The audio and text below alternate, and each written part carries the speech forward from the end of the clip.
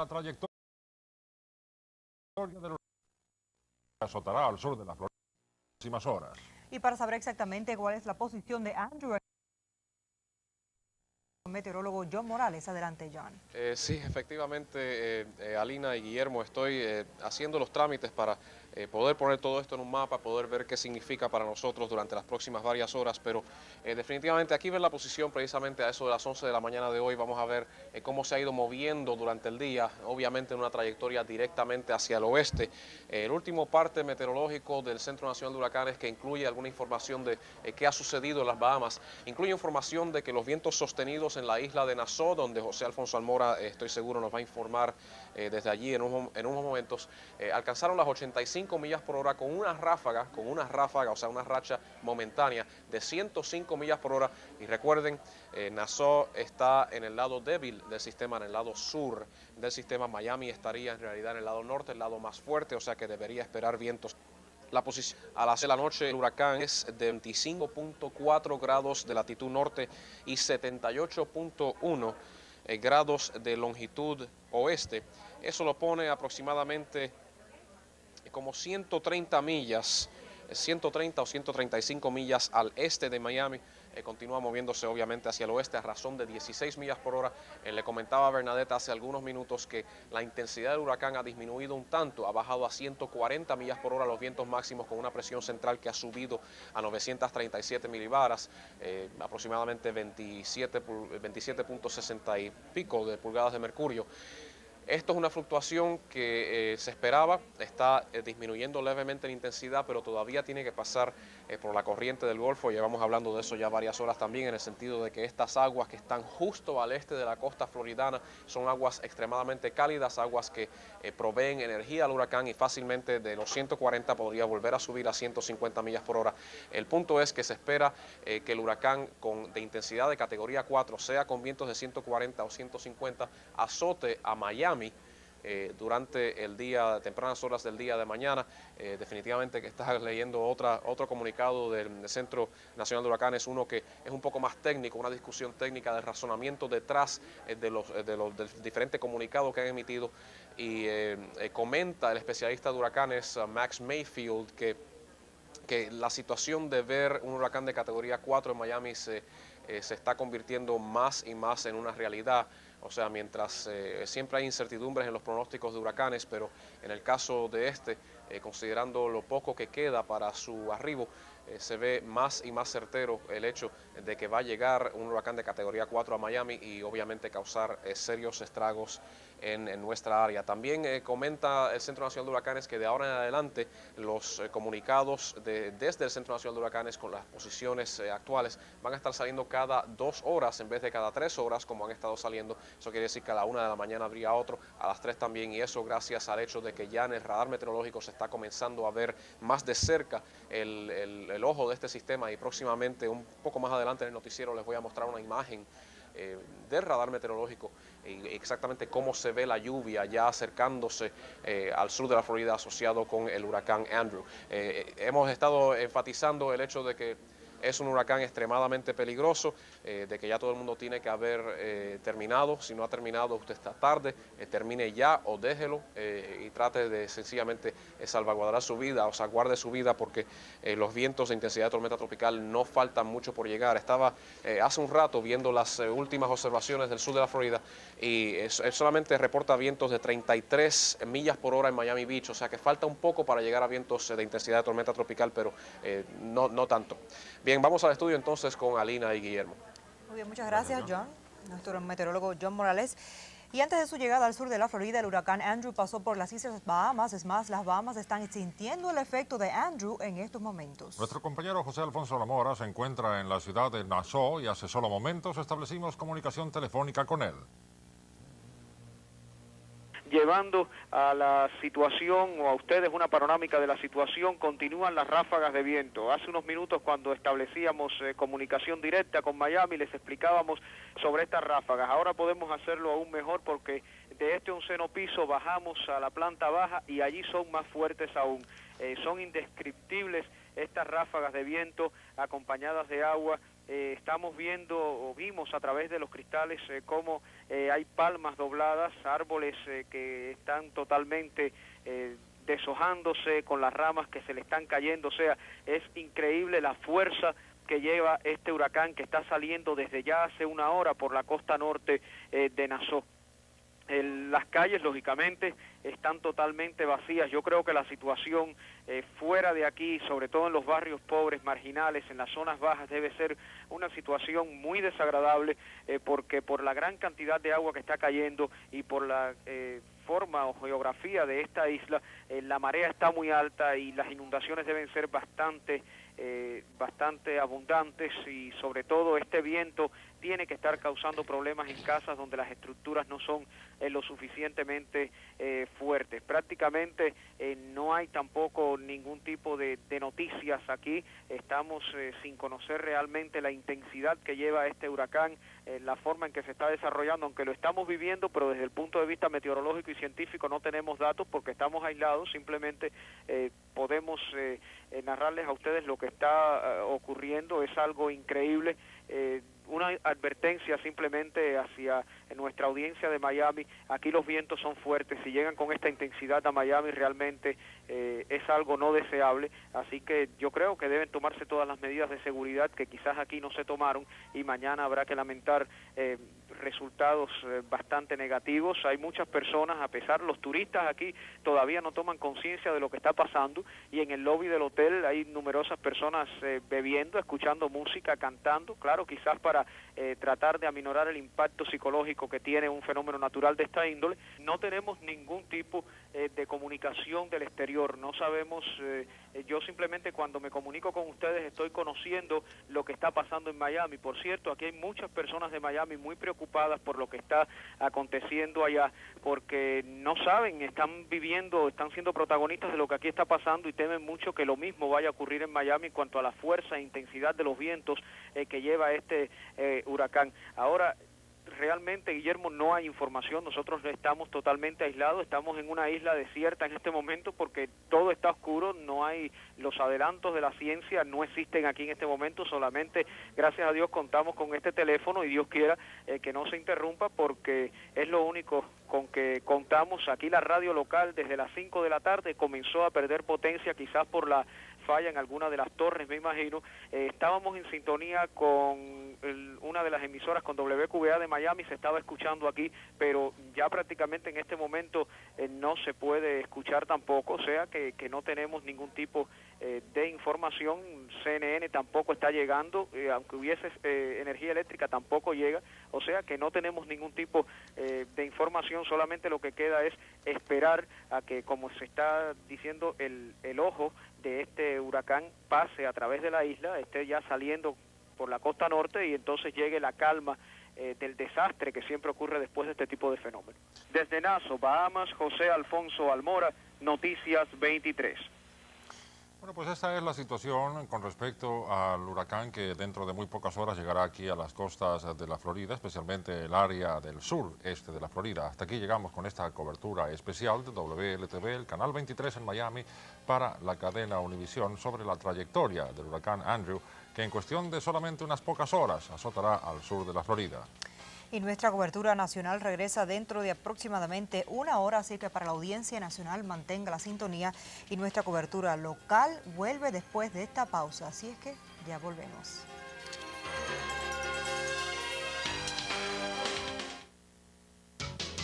Este ha sido un informe especial de Noticias Univisión.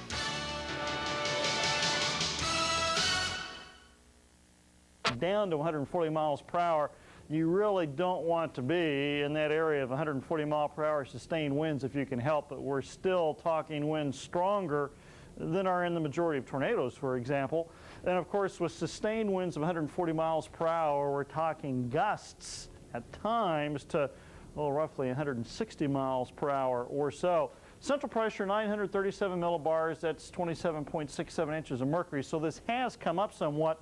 Remember a little earlier in the day we were talking around 923 millibars or so. At that time, when we were looking at 150 mile per hour sustained winds, if Andrew had made landfall with that intensity, that would have made it the third strongest hurricane to make landfall in the United States this century. It's not to say that that can't happen.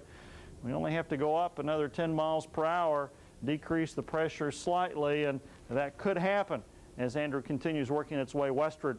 Again, here are the areas with the various watches and warnings. Note that the hurricane warnings continue south on Florida's east coast from Vero Beach on through the Keys and then northward through Venice. Now, we think Andrew will track across extreme South Florida, probably come out south of Naples on the southwest Florida coast, roughly around noon or early tomorrow afternoon, and it's going to be quite a storm there still. Of course, one of the biggest things we're concerned about is the potential storm surge. We could still be talking 13 feet or so at parts of Biscayne Bay, for example. On top of that, close to high tide could well be. And then, of course, the winds are going to put waves on top of that surge, so it could be quite a problem indeed. Last thing we have to worry about, hurricane-induced tornadoes, that is. Let's go ahead and show you the radar, and we'll show you the very latest several hours worth of radar imagery, and certainly a quite concise eye there. NASA a couple hours ago reported sustained winds to 85 miles per hour with one wind gust to 105 miles per hour. And actually, Nassau is quite a way south of where the eye went, so that tells you the strength of the storm continuing to work its way towards the west. It's getting rave reviews. The Philadelphia Daily News calls 1-900-WEATHER the best telephone weather service available. 95 cents. Who you heard from just a few minutes ago joins us live now from Miami. Eric, what's the latest? Well, Cynthia, we're pleased to report that the latest is some good news, although we must caution this when I consider the miles per hour we're talking about. A few moments ago, officials indicated that the storm is weakening a bit, but that means the winds are just from 150 miles an hour to 145 miles an hour. That certainly isn't very much when you're considering the strength of those winds. We've had some winds here, some rain kicking up, and we expect more tonight. Andrew will landfall at about 8 o'clock in the morning or so. It's gone through the Bahamas, Luther Island. We understand there have been some unconfirmed reports of 4 deaths in the Bahamas, several homes destroyed and washed away, but of course some of the communications lines on the islands are not the best as can be, so maybe perhaps the damage was much worse. Here, sadly, they expect at its worst that Andrew could cause from 10 to 15 billion dollars in damage, and that's certainly a lot. This is the worst, considered to be the worst hurricane to hit this area this century. So that really is the latest. Some slight good news, but 5 miles an hour really doesn't mean much when you're dealing with a hurricane of this strength and intensity. Eric, up here we're seeing all the pictures of people evacuating. Are you seeing any stragglers still in the area who have ignored the evacuation order? Well, strangely enough, we have some surfers who have been out in front. We indicated that in one of our reports earlier. There have been some people on the beach tonight looking at the waves, but really, tragically and really sadly, some of the homeless people here in Miami are refusing to leave. Instead, they are preferring to stay under highway overpasses and to try and ride this thing out. Homeless people who don't want to go to the shelters, saying that they rather stay under the overpasses where they make their homes, and officials are very angry and upset about that and trying to see if they can enforce the law and try to change that. But as of now, 1 million people evacuated. That's the greatest number ever here. All right. 50,000 in shelters. Thank you very much, Eric. Sean, we see the wind gusting up behind you. You be safe. Thanks for your live report from Miami. When we come back, unlike for the terminally bored. Stronger than it is now. Oh, very easy. Just head for Texas or Louisiana or whatever. Yeah. So yeah, keep an eye on it. Oh, yeah. Andrew, we haven't heard the last time. No, thank you, guys. All right. Well, if you've just joined us, stay with us. Our extensive coverage of Hurricane Andrew will continue. The state and into the Gulf of Mexico. We close this half hour with satellite pictures of the storm's present location. Around the world in 30 minutes. This is CNN Headline News.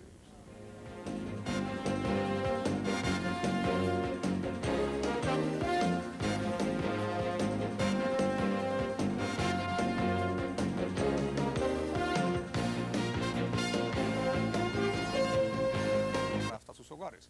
Tengan un bonito fin de semana. Hasta el lunes.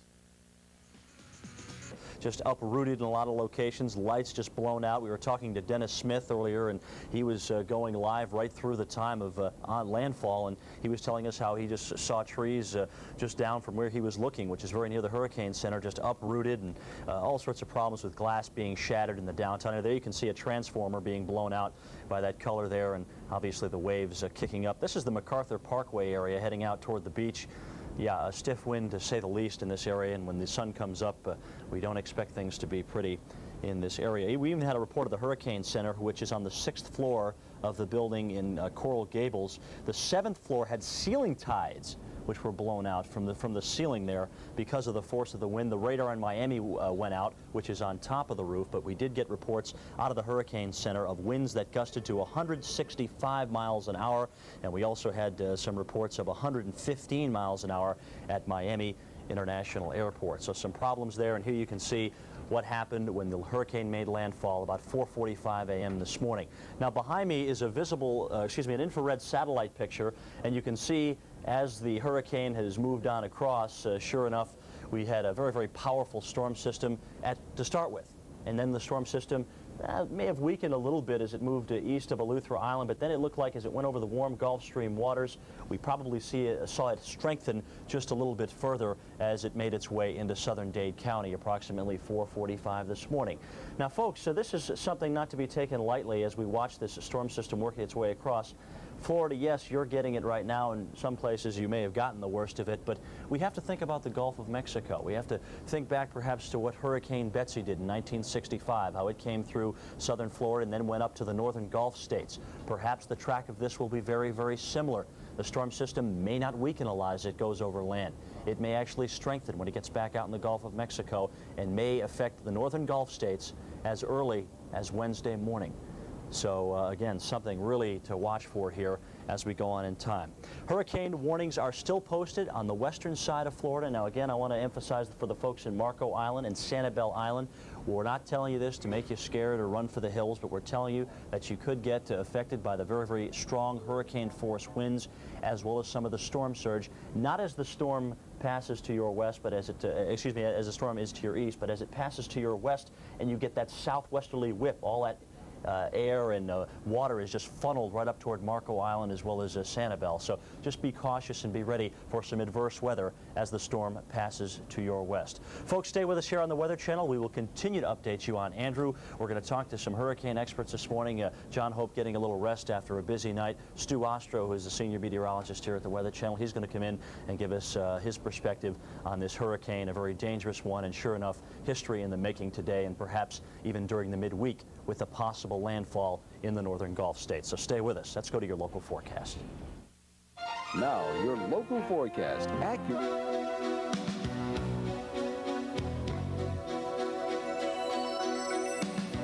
The eye of the storm blasted across Homestead about 25 miles southwest of Miami just over an hour ago. Andrew is dumping heavy rain, blowing trees down, and as we mentioned, hundreds of thousands of people are without power. Doug Evans is in Miami and joins us now with more. Doug? Jill, we're at an evacuation center just north of where that eye passed. We are still being buffeted by heavy winds, gusting sometimes up to 150 miles an hour. Looking outside our satellite truck, the ground is littered with debris, tree limbs, pieces of metal, certainly evidence that Andrew has passed through here with its full fury.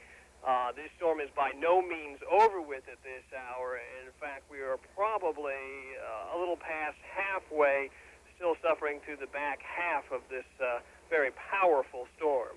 Jill and Chuck? Doug, you mentioned earlier that the storm surge after the hurricane moves in is the most devastating and the most deadly. Has anybody heard anything about what's happening with that? We have been monitoring what media are still operating in the Miami area. Some of the TV stations have been knocked off the air.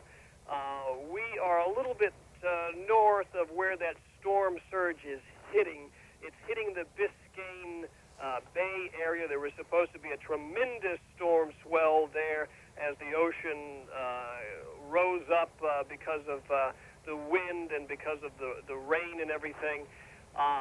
It's expected to hit about 11 to 13 feet. We're told that is going going to happen if it hasn't happened already. Reporters, photographers have not been able to get down in there. It's just too dangerous at this hour to try to venture that close to the most powerful part of this storm. Which is basically downtown Miami, right, Doug? Downtown Miami, Chuck, just the northern eye, the northern part of the eye, that wall passed over downtown Miami. Most of the eye of this hurricane, a very compact eye, passed just to the south of it. But indeed, downtown Miami has taken a beating tonight. And we won't know until people get out several hours from now to see just how much damage has been done by all that. And we'll be among them, Chuck. All right, Doug. We'll see you then. Thanks a lot. Bad storm, guy. Daybreak comes in just a very few minutes down there like it does here around a little bit after 7, and they're going to get a lot better picture. From the eye of the storm, you got about a 10 to 15 mile area just on the north and northeast side of that storm where the surge occurs. It's very compact, and that's where all of this energy comes from. And the Biscayne Bay area up to North Miami and Miami Beach are going to feel not only the winds, but they're going to see water like they've never seen, and it ain't rain. It's just coming right in from the ocean. It's the ocean. Now, I've got a brother-in-law that lives in West Palm Beach. All his kids are up here. He's getting a lot of rain. He's going to have about 5 or 6 inches of rainfall before this is all over. He's boarded up the house. Everybody in Wellington is going to do fine, but they're going to think that they're in the wrong part of the country. Chris, enlighten us from West Palm Beach down as to what's going on, because the worst is further south than West Palm Beach. That's right. You know, we were talking about the storm surge could go up anywhere between 13 feet or 15 feet. Common storm surges for these Category 4 type storms are up to 18 feet, so that's what we could see. Take a look now at what we have here. This is our southeast radar picture out of the Miami area. You can definitely see the storm as it moved through overnight and made landfall. As we said, about an hour and a half to 2 hours ago, it did make landfall near the Homestead area. A lot of damage, though, reported near Coral Gables. That's where most of the damage is reported so far. That's where the strongest part of the storm went through. We're going to zoom into this picture a little bit so you can see exactly where everything is located. You'll see Miami there on your screen. Let's zoom in closer. To the south of Miami, you have Key Biscayne, also the Coral Gables area, and of course the storm will continue moving to the west across the southern tip of Florida. Of course, Guy, these storms are fed from the warm water. As it moves over the southern tip of Florida, it'll lose just a little bit of strength, then kick back into gear as it moves into the Gulf of Mexico. The folks in Texas, also Louisiana, are going to have to watch that storm as it continues to pick up speed once again. You're going to have to remember this, too, that you've got the remnants of Storm Lester hitting in the Phoenix area, and that's part of a frontal system, an intense low developing there in the southwest part of the United States. It could have a very real effect on the wind currents that feed into Andrew as it gets into the Gulf. So we've got an interesting little storm system on our hands. It could be around a while. And they talk about this storm, you know, moving across land. Well, that part of South Florida, there's not much land. It's mostly mangrove swamps, which is nothing but hot water. So find some alligators in the Gulf. What I mean is it's not going to be weakening very much. It sure is at all. not a bit. All right, thanks, Guy. Hurricanes have always been feared for their deadly consequences, and with good reason. In the past, the death toll from hurricanes has reached into the thousands. As Carmen Burns reports, the numbers have dropped significantly, but property damage has skyrocketed. And at this pace, folks, it looks like it will be out over the Gulf in no time, and it will start to regenerate, we think, out over the open waters of the Gulf of Mexico. With all the warm waters out here, it is going to intensify, and then we think it's going to track to the northwest over the next day or so. So this is something that still is very, very serious. Of course, the actual storm moved in through Biscayne Bay and between Miami and Homestead this morning. At Miami International Airport, they had winds to 115 miles per hour. At Coral Gables, at the Hurricane Center, 165-mile-per-hour winds with the storm when it moved on shore. And it moved in at the worst time possible. It moved in at high tide in Biscayne Bay. So we think that there will be some devastation because of that. It was a hurricane. It was a Category 4 on the Saffir-Simpson scale, and that usually means extreme damage. So this is something that we're very, very concerned about. We don't have an awful lot of reports of damage yet, but it's still way too early for anybody to get out there and assess the damage. And of course, travel is not recommended. All the airports down here are closed, so a serious situation. And on top of that, we could even see tornadoes with this system. Let's check back to the maps, and by later on this afternoon, we do think it will start to make a track to the northwest. So the next day or so, crucial right here along the Gulf Coast region. Quickly to the northeast we go. You're in a nice weather pattern here, but to the 164 miles per hour. The system moving to the west at 16 miles per hour. And this is a very preliminary forecast now, but it looks like the track right now will be somewhere towards the central Gulf Coast over the next couple of days. Certainly time to start making plans. And our regional radar shows the eye as it did move on shore. Looks like it moved on shore just a bit earlier in the Coral Gables, Biscayne Bay area, and the eye now located just to the west of Homestead, Florida. It will move across the Everglades the next couple of hours and then emerge out into the warm Gulf waters and regenerate there.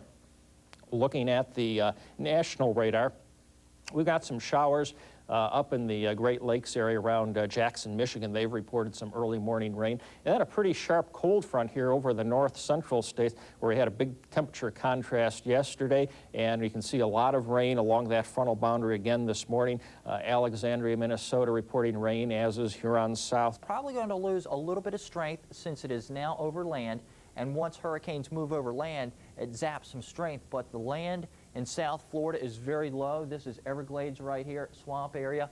So we don't expect it to lose a whole lot of strength. And as soon as it moves off the coast of Southwest Florida, we expect some strengthening again. And eventually we expect it to take more of a turn to the north and up toward north central Gulf of Mexico.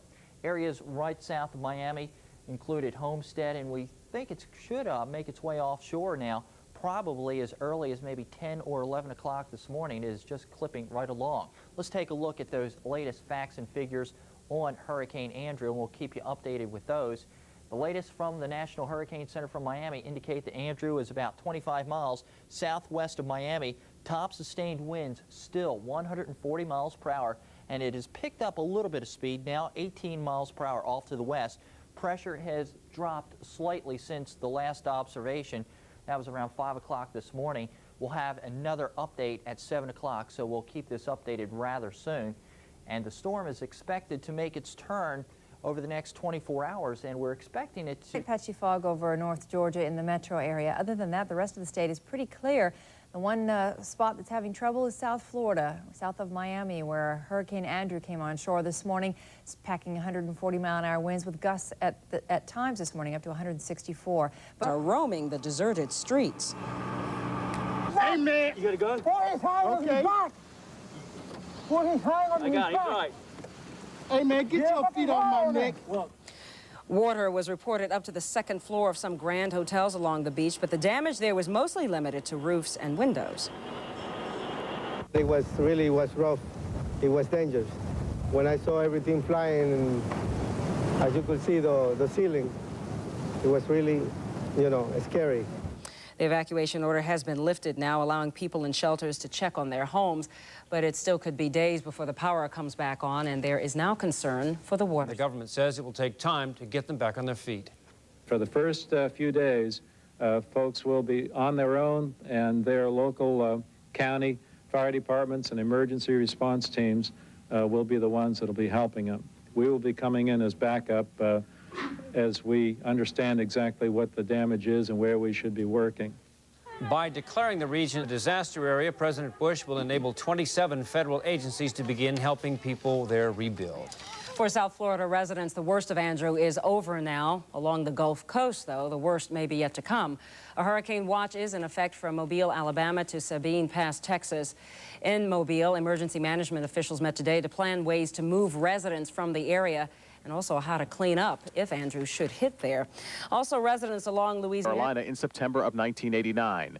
135-mile-per-hour winds did extensive damage in Charleston.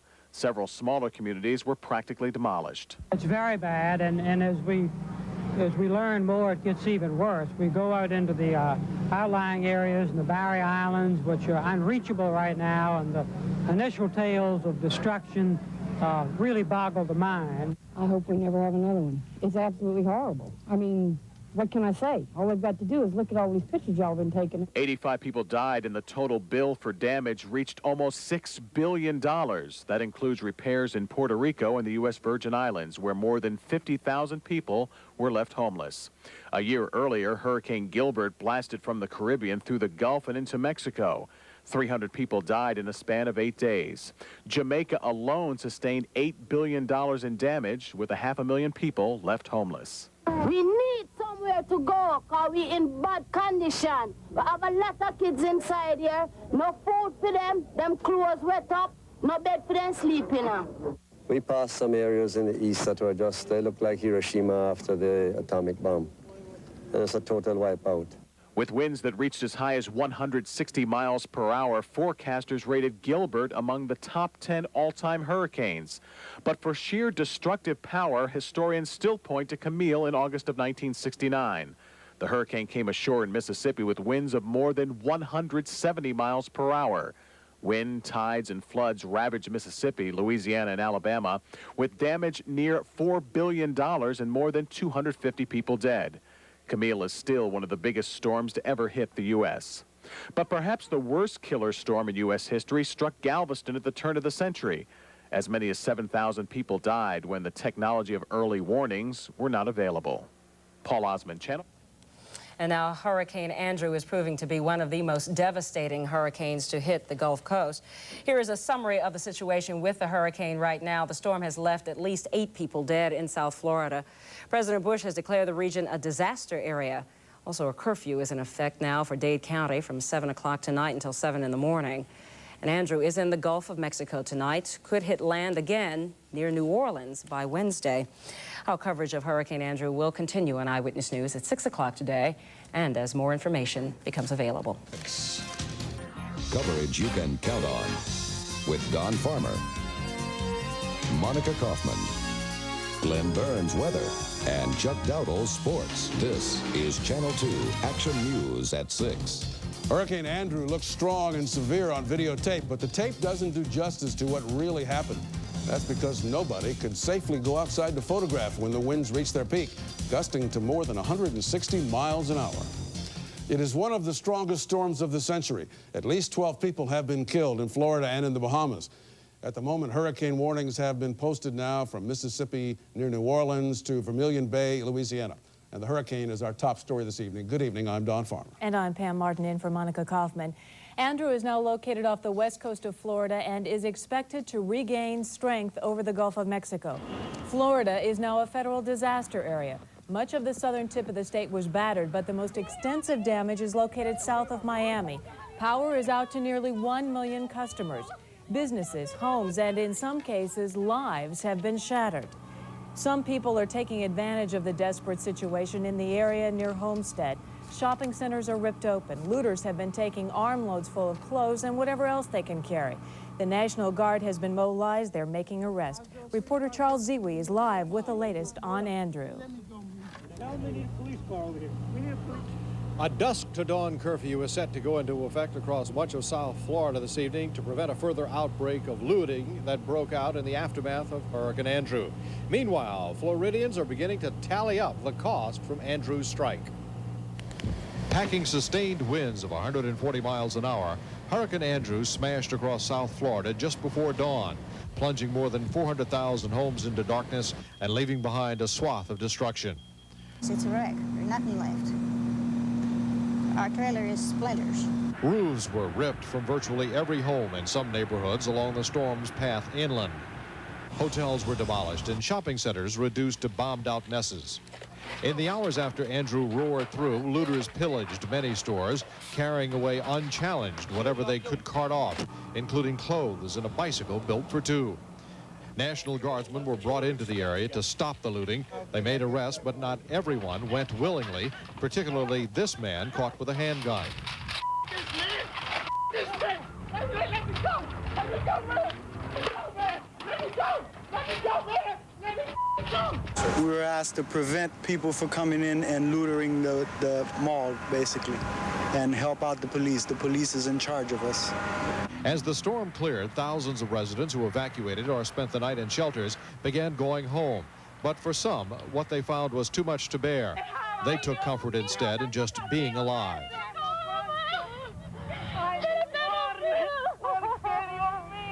The National Hurricane Center said it recorded wind gusts of 164 miles an hour during the height of the storm, which was the strongest hurricane to hit the Miami area directly in 27 years. Now that Andrew has punched Florida, the storm is in the Gulf, building strength and apparently taking aim on Louisiana. And forecasters are saying if it does strike Louisiana, that could come as early as Wednesday night. This is Charles Zewey reporting live from South Dade County. All right, Charles, thank you for the live report. Unlike tornadoes or earthquakes, people usually have warnings of hurricanes, time to prepare, and if necessary, to get out of the danger zone. And then when it passes, the people go home or go outside to see who made it and who perhaps did not. Our Steve Gasquet was in Miami when the storm hit, and he found that even though the storm has passed, the work has just begun. Hurricane Andrew hit in the dark of night, bending trees over backwards, shooting rain like needles. It's hard to describe the force of this wind. Right now we're in Coral Gables, just south of Miami, on the forward edge of the hurricane. And the wind is pushing from 100 to 120 miles an hour. And just look at what that wind did. It hit the area just south of Miami like a bomb. It ripped roofs off thousands of homes. And whatever was left is now twisted and ruined. The people who lived in those houses are lucky to be alive, like this little boy. And I was scared. I thought I was gonna be dead, and the roof caved in on us, and the wall kept on coming down. Businesses, too, are destroyed. This is an area near Homestead, south of Miami. This used to be a gas station. And this was an Oldsmobile car dealership. Its walls are knocked down. A chunk of its roof now lies in the road. So much debris that traveling is treacherous. Many roads are blocked. Many roads are flooded. For some areas, the only relief is arriving by helicopter. Part of the rebuilding process that all of society and its individuals are facing in South Florida. It's an overwhelming job. This woman just came back to see her house. That's your house? This house right here with this pool site in it right here. Just look at it from the back. I had to vacate. I went to a shelter and just look at it. I can't even get about in there. I don't know what I'm going to do. If I was in there, we probably would have been in the canal or dead or something. If you were in there, you'd be dead. We'll be dead. So better your house than you, huh? I praise the Lord. Throw my hand up in the air. We'll have a live update from Steve Gasquet in Florida in just a few minutes. The National Weather Service has watches and warnings up now for the North Gulf Coast along. So busy, some radio operators are able to reach the areas hit by Andrew. These amateur ham radio operators are part of a U.S. network, and many times they are the only link to a disaster area. Go ahead, Maurice. Fort Myers and Fort Charlotte had minimal damage. The great thing about this network is all the participants are volunteers who are simply trying to help. Of course, as Bruce mentioned, the last big hurricane to hit the southeast was Hugo. That was 3 years ago. Hugo, like Andrew, was a Category 4. After plowing through the Caribbean, it took dead aim on Charleston, South Carolina. Hugo killed 89 people, left almost $6 billion in damage. Byron Brown is in Charleston with a look back at the killer storm. Of thousands of Florida residents in the dark. The situation is so bad, Florida Power and Light is calling on companies in other states for help. Hello, Rosetta. This is Bob Davidson. Georgia Power is responding to the call. Bob Davison spent part of the morning on the telephone, making sure there are enough crews available for the mission. Their request was for about 75 two-man teams, and we're looking at putting those together at this point in time, and we'll be using some contract crews with Georgia Power Company and Georgia Power employees. You may recall 642 Georgia Power crew members were sent to South Carolina to help restore electricity after Hurricane Hugo ripped through the area 2 years ago. Still, workers who will be dispatched from the southern part of Georgia aren't taking their tasks lightly. The conditions are... Officials know exactly what's needed. Shirley Washington, Channel 5 Eyewitness News. Georgia Power crews from Brunswick, Tifton, Valdosta, and management officials already are at work there, estimating the damage that surely will be in the tens, maybe the hundreds of millions of dollars. A few minutes ago, we saw some of the scenes that our Steve Gasquet has been seeing all day today. He joins us now live from Miami with a little more on what it's like to experience a storm like this one. Steve? Well, Pam, one thing that we should tell the folks honestly is that at one point last night, our camera was completely drenched in water and it went out, so we couldn't show you everything we wanted to. One of the images that I'll never forget is in the hotel that was our home base during the hurricane. The people were afraid to be near the windows. They were afraid to be in their rooms, and so they were in the inner hall of the hotel, just huddled with blankets around them, families hugging each other, hoping for the best. It was a very frightening scene, but they all got out okay, at least in that location. Now, this is being called the worst storm to hit South Florida in the last 50 years. Preliminary estimates are already coming out about the damage. And by some accounts, those preliminary estimates say there could be $6 billion worth of damage here in South Florida. Of course, tens of thousands of people are homeless. There are shelters all over the area that were set up to handle people who had to leave for safety during the hurricane, and presumably they'll be able to stay there for a while.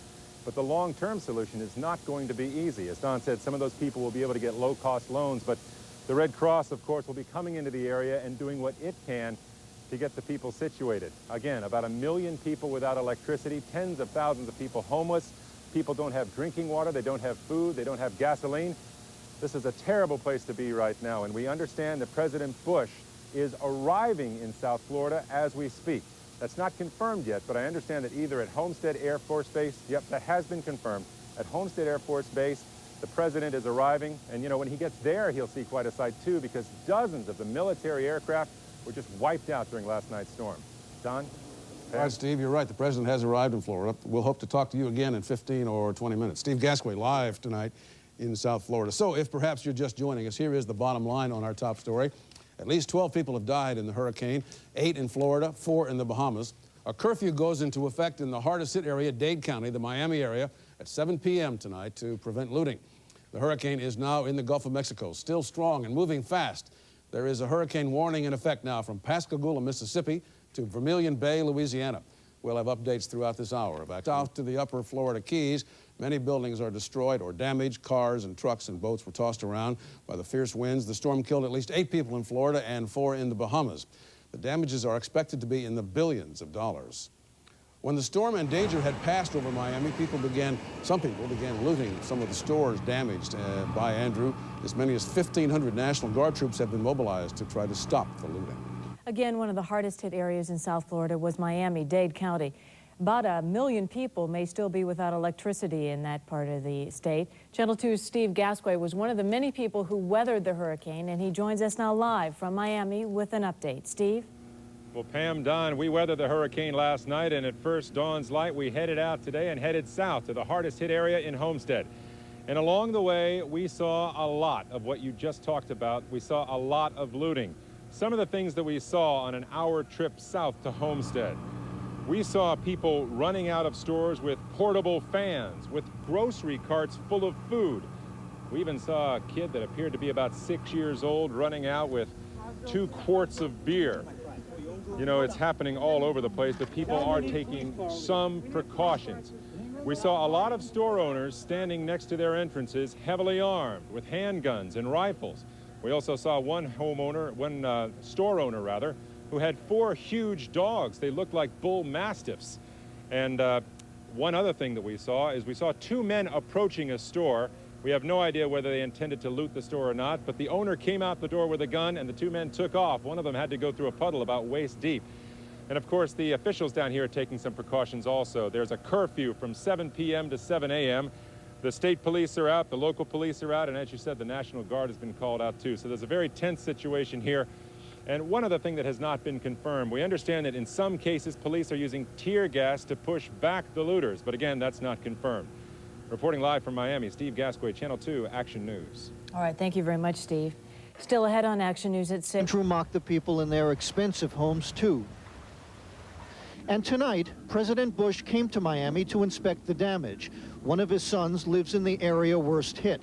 The hurricane ripped through Miami in just a few hours, but it will take weeks in some places, months in others, before Miami is back to normal. Dan, you've been through enough hurricanes to know that in a much deeper sense, things don't really get back to normal. You start to wonder if something like this can happen again, and the simple fact of the matter is, the answer is yes, it can. And remember, Andrew is just the first hurricane of this season. Bernie, we know that people are hurting. There's a lot of pain out there. It would help to have the power on, to have the lights on. How soon can that happen? Boy, it sure would, Dan. For some people, it may happen in a matter of hours or days. But for others, the sad fact is it's going to take a long time, probably weeks. Thanks, Bernie. Andrew became a tropical storm 1 week ago today. It was upgraded to a hurricane on Saturday morning out in the Atlantic east of the Bahamas. Churning westward, Andrew struck the top of the Bahamas last night, reportedly leaving 4 people dead there. Then the hurricane came plumb bob straight right to the coast of Florida, slamming shore this morning just after 5 o'clock Eastern Time, 25 miles southwest of Miami. The eye of the storm tore through the community of Homestead, then raced, luckily for Floridians, across the very southern tip of Florida. Remember, the Everglades takes up a lot of that space, and 3 hours later entered the Gulf of Mexico. And that's where Hurricane Andrew is tonight, out in the Gulf of Mexico. It is expected to hit land again, with Mississippi and Louisiana considered the most likely places where it may hit. Now, earlier today, I went to perhaps the hardest hit area of Florida, that Homestead section of the state, 25 miles just southwest of here in Miami. The eye of the hurricane roared directly over Homestead moments after slamming first into the edge of the Florida coast. This is the Highway of Heartbreak, Florida's new Trail of Tears. As we drove south on the Florida Turnpike from Miami down toward Homestead, the extent of the damage was stunningly evident. The word is incredible. The place is an overpass near Homestead, Florida. The main force of the hurricane winds came through here.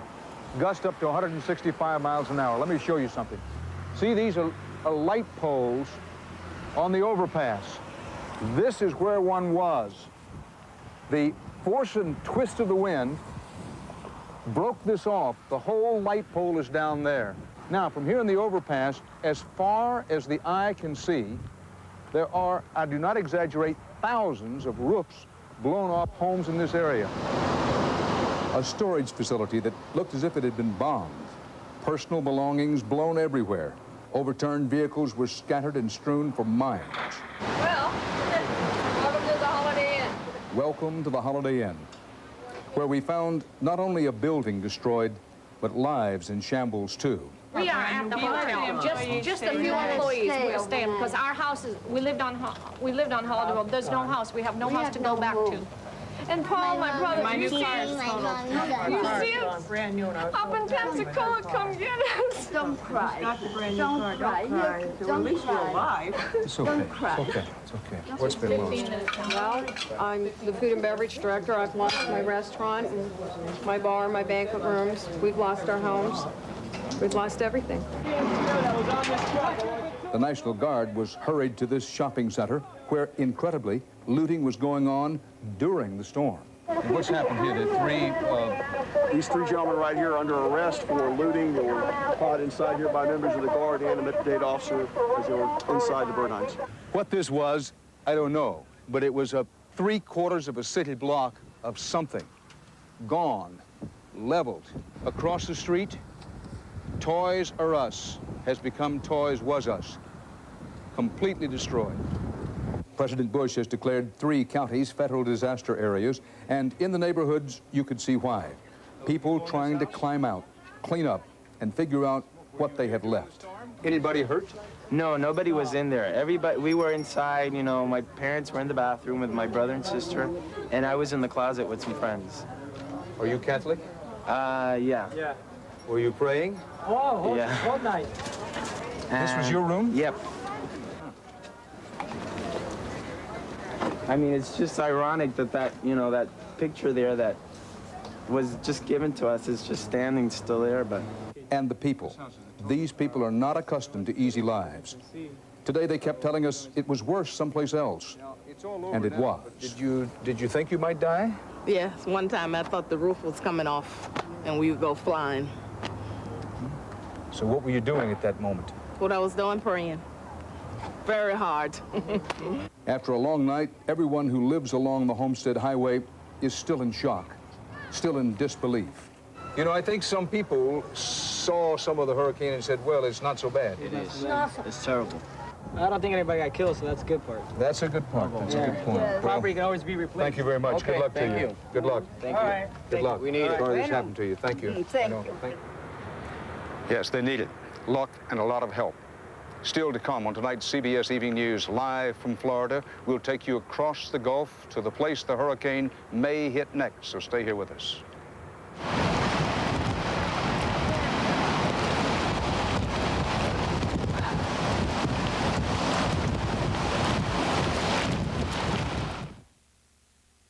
SWAT team dando vueltas por Coconut Grove, chequeando los business, estar seguro que nadie roba y mantener el looting bajo control. En otras zonas de la ciudad la historia es la misma. Lo que la naturaleza no arruinó lo hicieron los ladrones. Estos jóvenes se dedicaron a robar víveres de varios negocios. Y todo bajo el ojo asombrado de los vecinos y residentes de la zona. Para aquellas personas que fueron forzadas a abandonar sus hogares, la triste realidad la presenciaron hoy. Se salvaron del huracán Andrew, pero no de la voracidad de los ladrones. Más adelante tendremos más información sobre el huracán Andrew, pero ahora vamos a San Antonio, Texas, donde... As Giselle Fernandez reports from West Dade County. For many who braced themselves for the howling nightmare of Hurricane Andrew in shelters, not knowing what the morning would bring seemed unbearable. But at daybreak, first light on the disaster for many seemed far worse than imagined. Oh my God. Even residents who weathered the storm in their homes couldn't believe how devastating the night had been. What did you do to get through this last night? Just sat there in the kitchen. I was praying to the Lord. And it helped. Doris, a widow with no home or flood insurance, lost almost everything. Parts of her roof caved in. Her bedroom was demolished. Shattered windows littered the floor. Her car and backyard both are in ruins. This is as clean as... Doris's neighbor, Gino Sanfilippo, also was hit hard. Before the hurricane, he had plans to retire and sell the house, now flooded and destroyed. The truth of it is, you get wiped out after you build up something for so many years. Just unbelievable.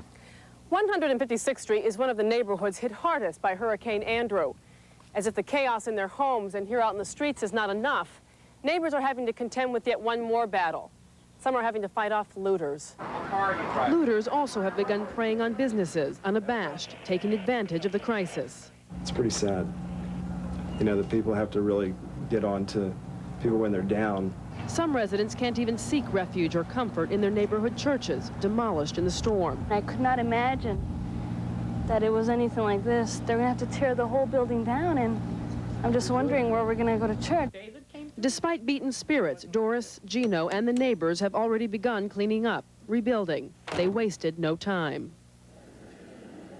For some residents, the cleanup is going to be very extensive, and 90% of Florida homeowners reportedly have no flood insurance.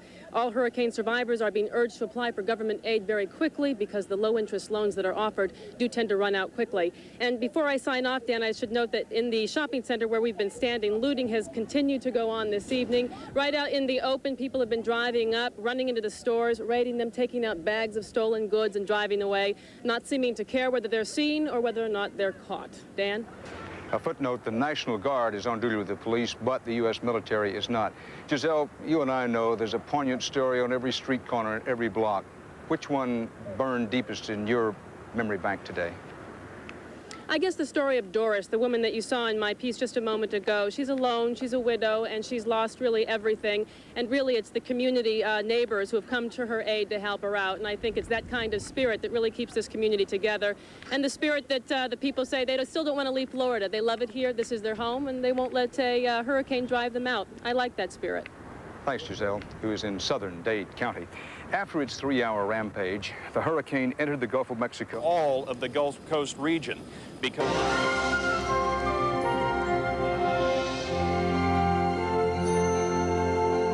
continues to work its way on into the Gulf. Now, generally speaking, with the enhanced satellite... Now live in southern Florida, where there's still a lot of strange-looking clouds, shifting winds, and occasional rain. We're tracking the hurricane as it's pointed now in the general direction of New Orleans. More about it later, but right now, for other news... Los mensajes, regresaremos con lo más reciente y el resumen de lo que hay hasta ahora del huracán Andrew. People without power tonight in South Florida in the wake of Hurricane Andrew. President Bush is in Florida. He has declared Broward, Dade, and Monroe counties federal disaster areas. The National Guard has been called in to maintain order, and a curfew is about to go into effect in Dade County. Hurricane Andrew is now in the Gulf and has the potential to do a lot more damage, and Glenn can tell us about that. Well, we just got word in from the National Hurricane Center. It seems that the pressure in the storm is lowering a little bit, and when that Los datos más importantes en torno al huracán Andrew ha dejado 12 muertos, 8 en la Florida y 4 en las Bahamas. El toque de queda ha quedado establecido en el condado de Dade de 7 de la noche a 7 de la mañana. El área más afectada en la Florida fue, sin duda, el sur del condado de Dade. Se estima que los evacuados suman más de 1 millón de personas. Tras su paso por la Florida, Andrew se dirige a los estados de Alabama, Luisiana y Texas. Todos están en alerta de huracán. El presidente Bush llegó esta tarde a Miami para visitar las zonas afectadas después de aprobar ayuda federal para los 3 condados del sur de la Florida más azotados por Andrew.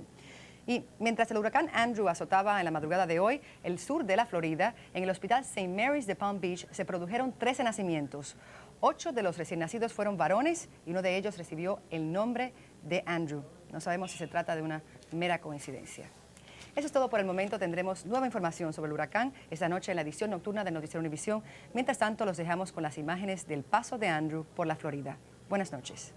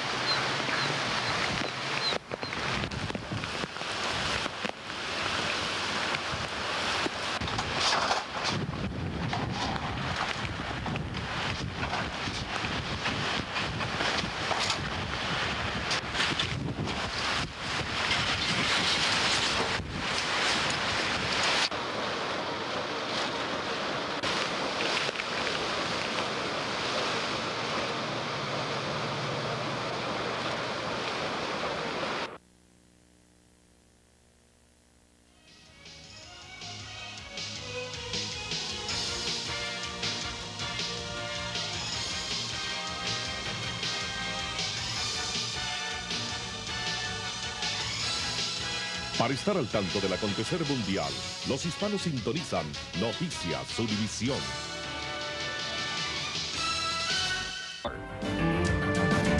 Brenda Wood, Ken Cook Weather, Jeff Hollinger Sports, and the Eyewitness News team. This is Channel 5 Eyewitness News at 6.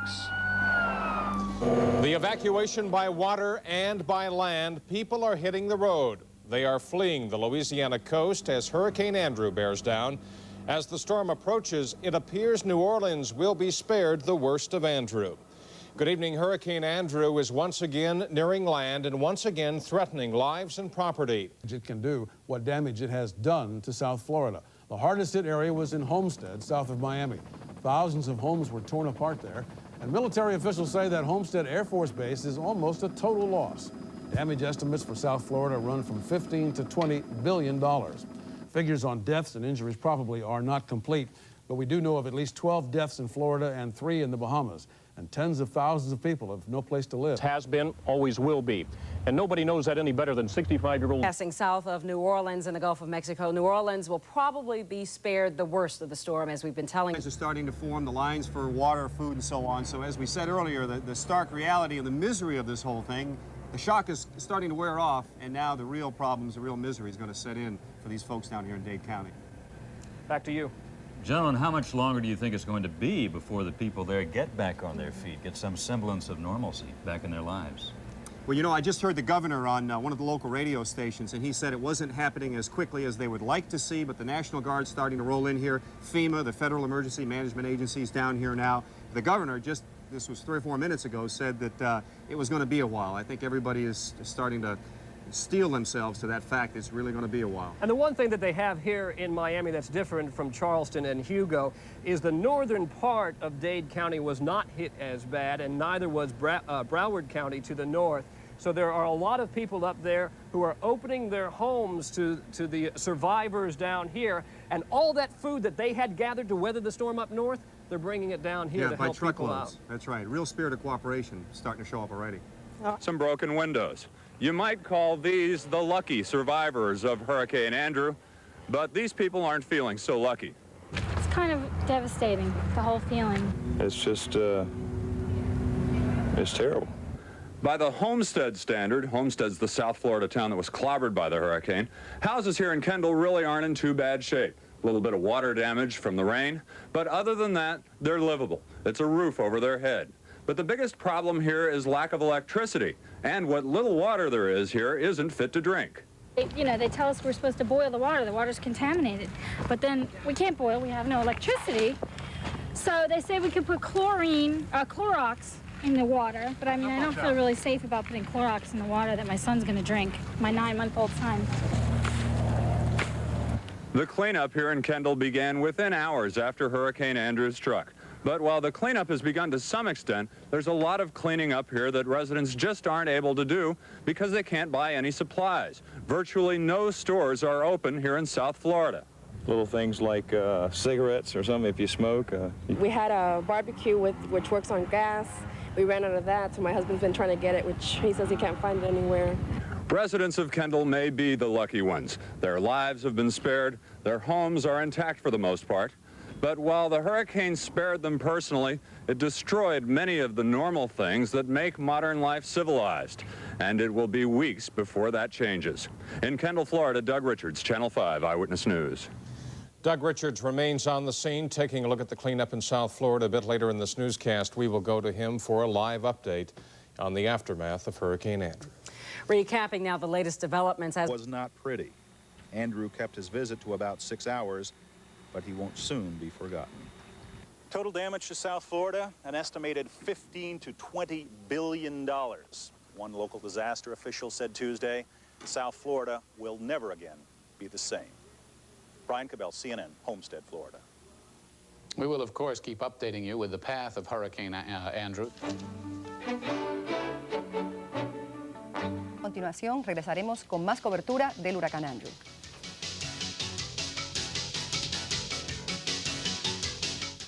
Fernandez is in Dade County, Florida. Clear. Yeah, I checked that one. I checked this room.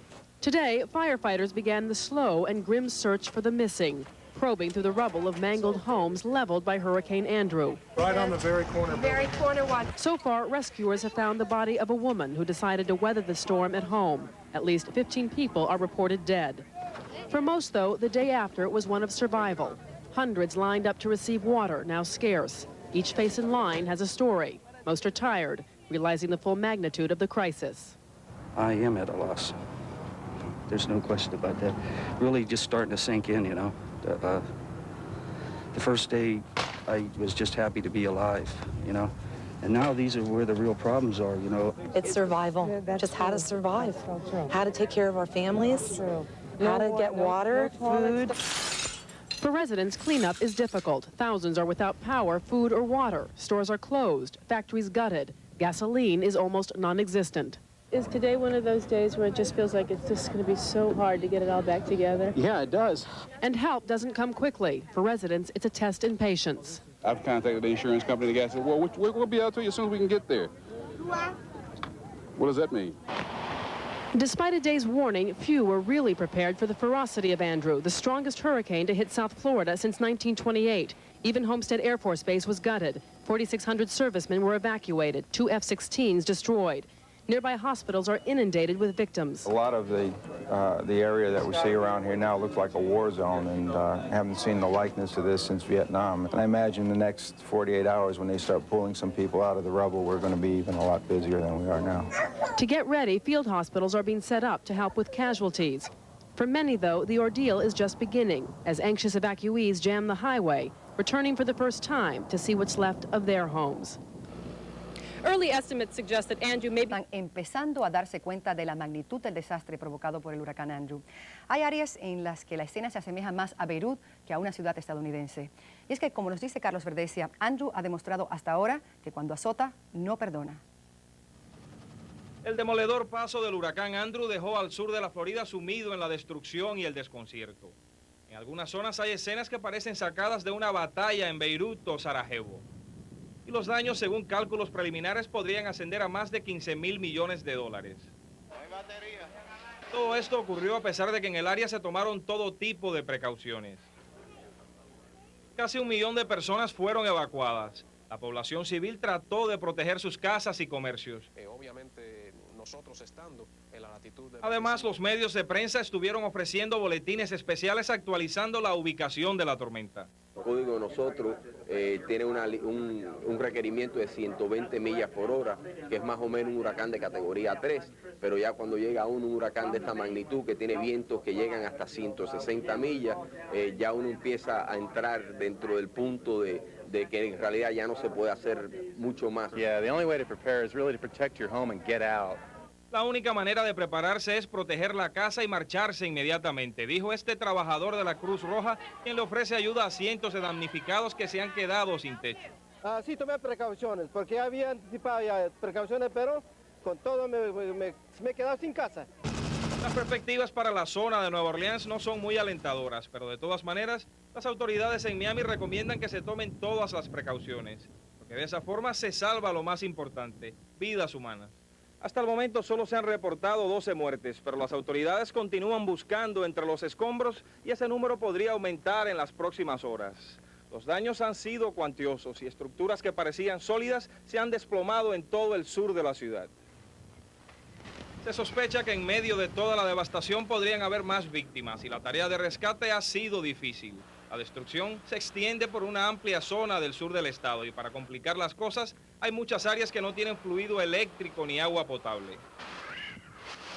El sur de la Florida hizo todo lo que pudo para hacerle frente al devastador temporal, pero aún se pregunta qué fue lo que el viento se llevó.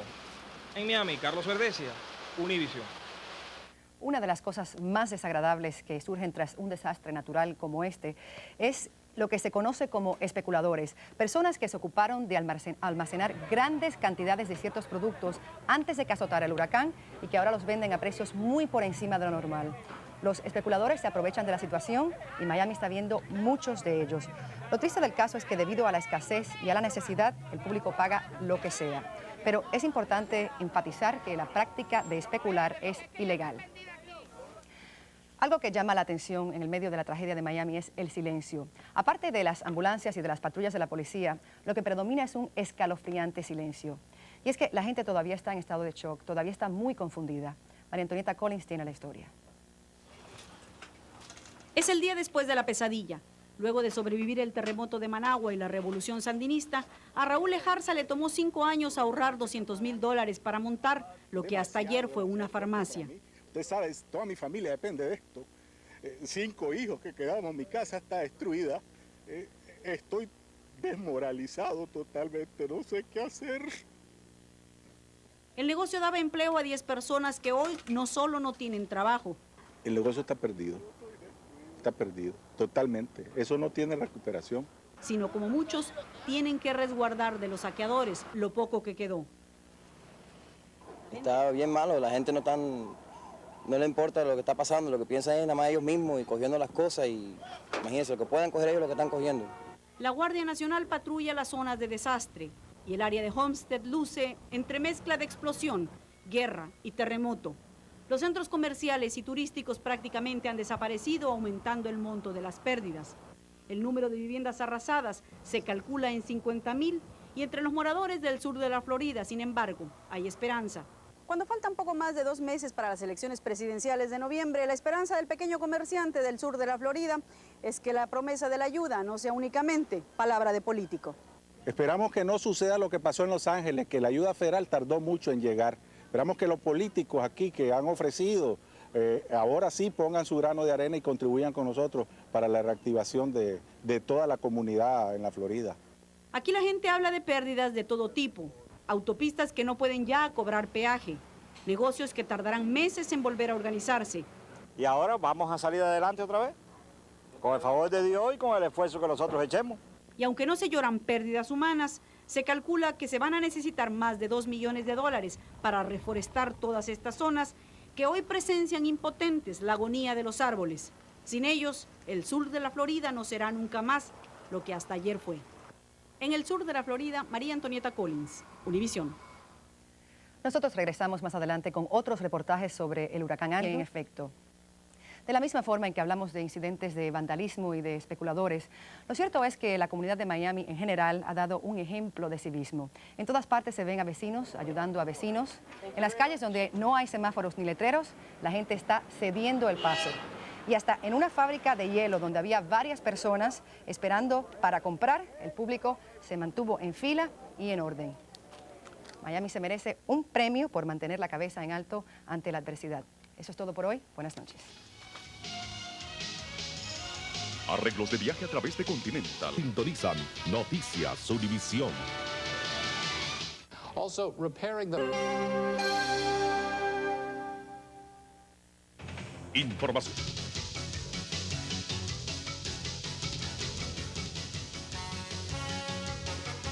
Este es su noticiero Univisión. La furia del huracán Andrew deja su huella en el estado de Luisiana. Después de causar muerte y destrucción en su camino, Andrew se convierte en tormenta tropical. Andrew no tuvo misericordia. Su recorrido de 54 horas por Estados Unidos ha sido el más costoso y destructivo en la historia del país. Andrew dejó por lo menos 180,000 personas sin hogar en la Florida, ha causado 19 muertes y daños materiales en los miles de millones de dólares. Una de esas muertes fue en el estado de Luisiana, donde Andrew finalmente calmó su furia. Nuestro corresponsal Gustavo Mariel se encuentra en Nueva Orleans, ciudad que se salvó del devastador huracán. Eran las 10 de la mañana en Baton Rouge, Luisiana, y el huracán Andrew hacía sentir su fuerza. Estas imágenes fueron tomadas a 20 millas del ojo del huracán. Árboles caídos y vidrieras destrozadas describían la escena.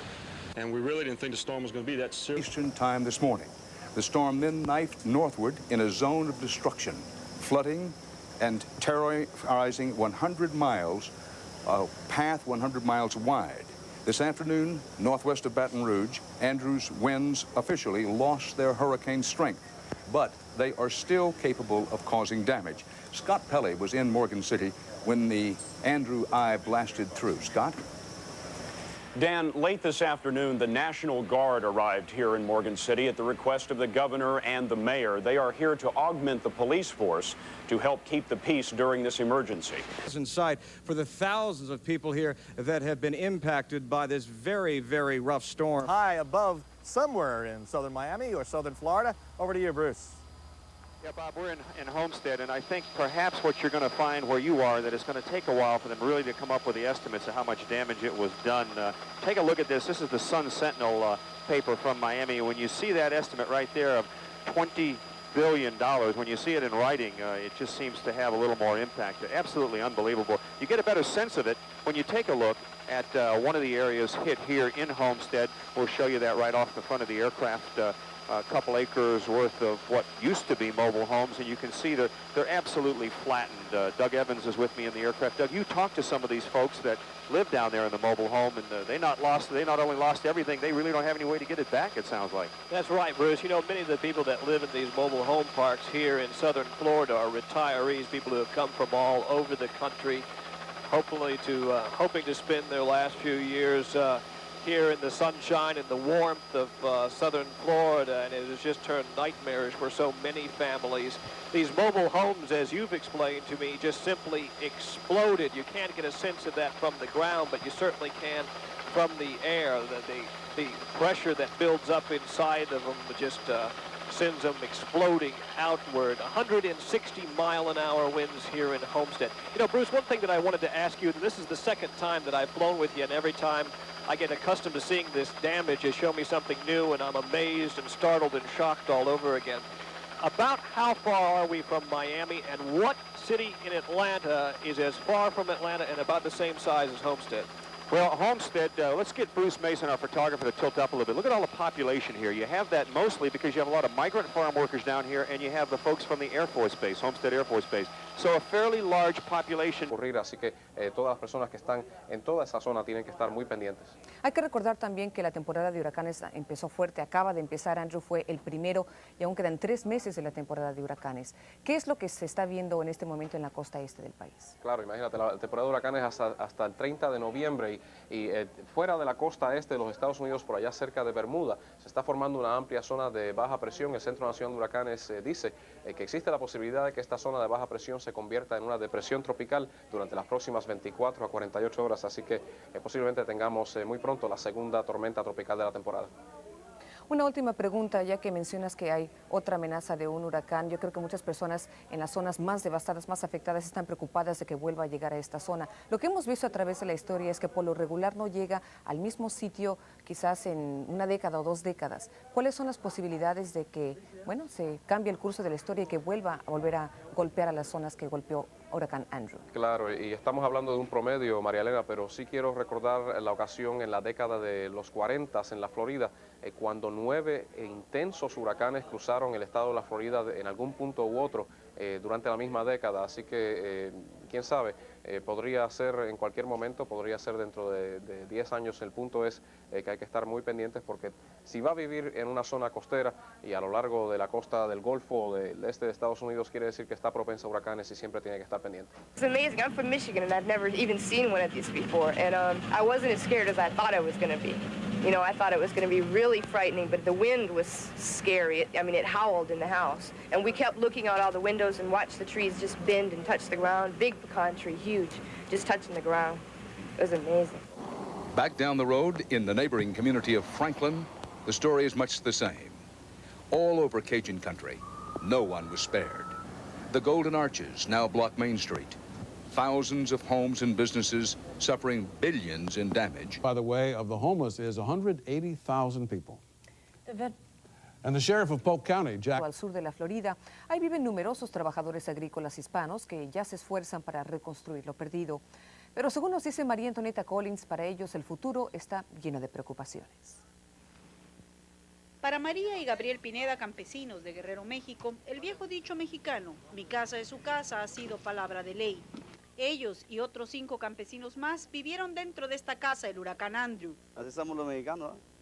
Los que tenemos mucho valor, no creemos en nada, ¿no? Dice María que 10 años habían ahorrado trabajando en los campos de flores para comprar la casa. Todos dentro, incluidos los niños, vieron cómo poco a poco el techo caía y ahí prometieron que si sobrevivían, pronto comenzarían a reconstruir. Somos paisanos de verdad, no nada más en fiestas, en pares, como dicen en inglés. Juntaron escombro, apuntalaron las plantas y en cuestión de horas, con los ahorros, tienen el techo casi listo, aunque cada uno vive lo suyo. A Jerónimo le mataron el domingo a un hermano que está en la morgue en Florida City y esta no trabaja. Dicen que mi hermano está muerto y yo no puedo creer lo que está muerto, yo creo que está vivo, para mí. Alrededor, devastación total. No queda nada de los campos listos para la siembra de tomate y el futuro es incierto. Va a hacer falta trabajo para toda la gente mexicana que está aquí en la Florida. En esta región habitada en su mayoría por trabajadores agrícolas migratorios, muchos de ellos indocumentados, el sentimiento es que a diferencia de otros sitios, aquí la ayuda ha demorado en llegar y que prácticamente se encuentran abandonados a su suerte. Eso no es todo, dicen, mientras se ayudan unos a otros. Si no hay ayuda, no hay trabajo, ¿qué es lo que esperamos? ¿El hambre? ¿La miseria? Aunque para los campesinos de la región, con todo y la tragedia del huracán Andrew, aún les queda esperanza. Lo que más quiero es arreglar la casa, arreglar la cerca, dejarla arreglada, y si tengo que irme al norte, me voy al norte, para seguir para adelante. En el sur de la Florida, María Antonieta Collins, Univisión. La población de Miami y sus alrededores continúa sufriendo los efectos de la destrucción causada por el huracán Andrew. Faltan el agua potable, alimentos, electricidad, combustible. La mayoría de los semáforos no funcionan y tampoco muchas líneas telefónicas. Pero lo más necesario para enfrentar los problemas es paciencia. Ambrosio Hernández recorrió las calles afectadas y nos ofrece el siguiente informe. Estas imágenes de destrucción se repiten en cada zona devastada por el huracán Andrew.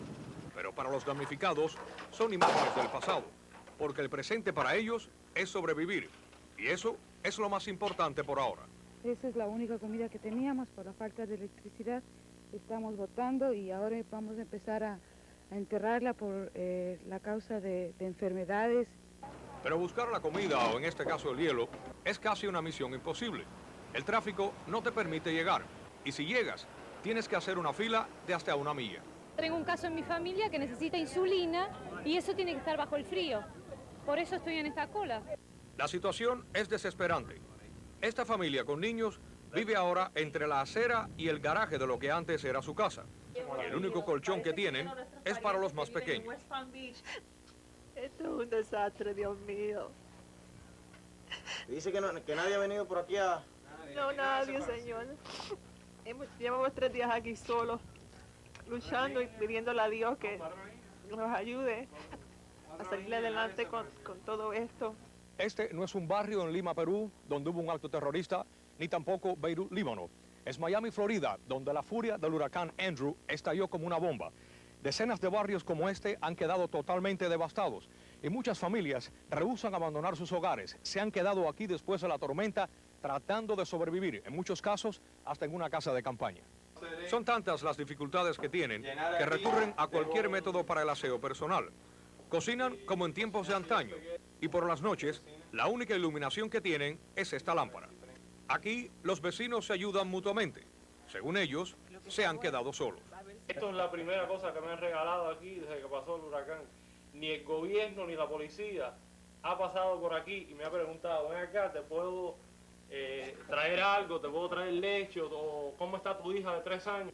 La destrucción se ve en la superficie, pero el peor daño del huracán lo llevan por dentro. En Miami, Ambrosio Hernández, Univisión. Vamos a una pausa comercial. Special live edition of 48 Hours. Hurricane Andrew, feared and furious, roared out of Florida into Louisiana and right into the history books. Here's why. In terms of dollar figures, this may very well be the single most expensive natural disaster in the history of the United States. Now, we had scheduled a 48 Hours about fakes for tonight. That's a good broadcast. We'll show it to you later on. But because of the importance of this historic hurricane, we are postponing that broadcast. Not only is Andrew probably the costliest hurricane on record, it's also one of the strangest storms ever to hit the United States. Tonight, we'll bring you the very latest on Andrew, what it was and what it's wrought. Is this the worst one you've seen? This is it. This is it.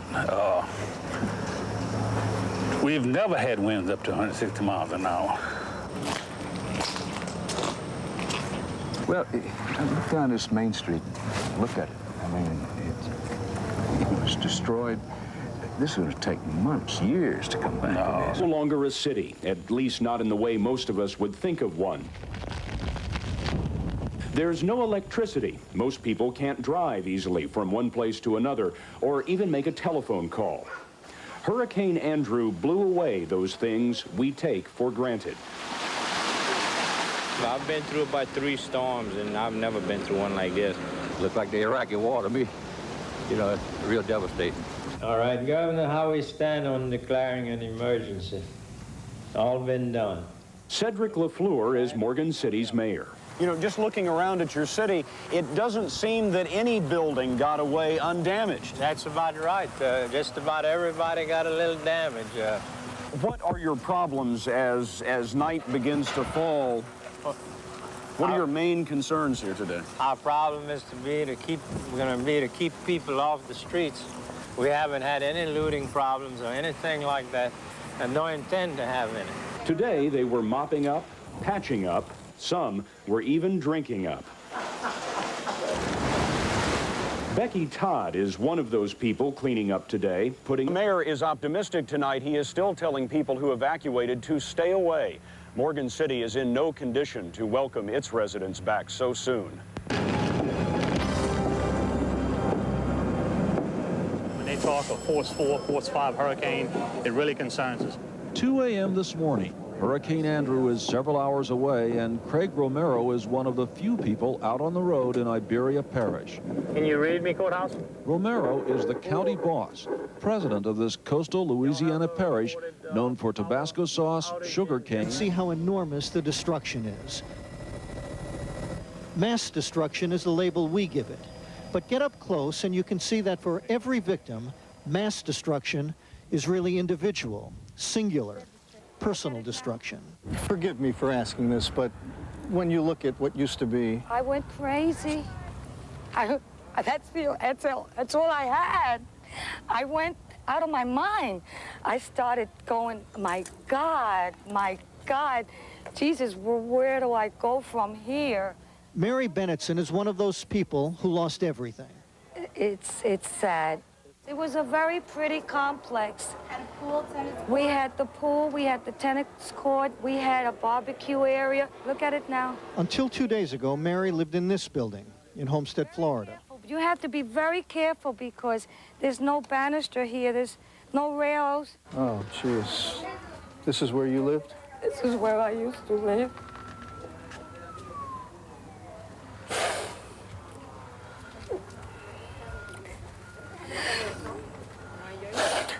That's why I can't come and look at it. You can't. All your life you work to have a little something to live comfortable, because I did live comfortable to come to this. You're a religious person? I am a very religious person, but I don't think they heard me. What does this do to your faith? You get to lose it a little, I guess. I don't pray anymore. There's no more praying left in me. There's no more hope left in me. My dining room was there, and my stereo was there. Isn't it strange? Look at Total this. destruction, and, Look at this. and this is One is left. and this is hardly scratched. Well, at least I get to take one home. Thank you.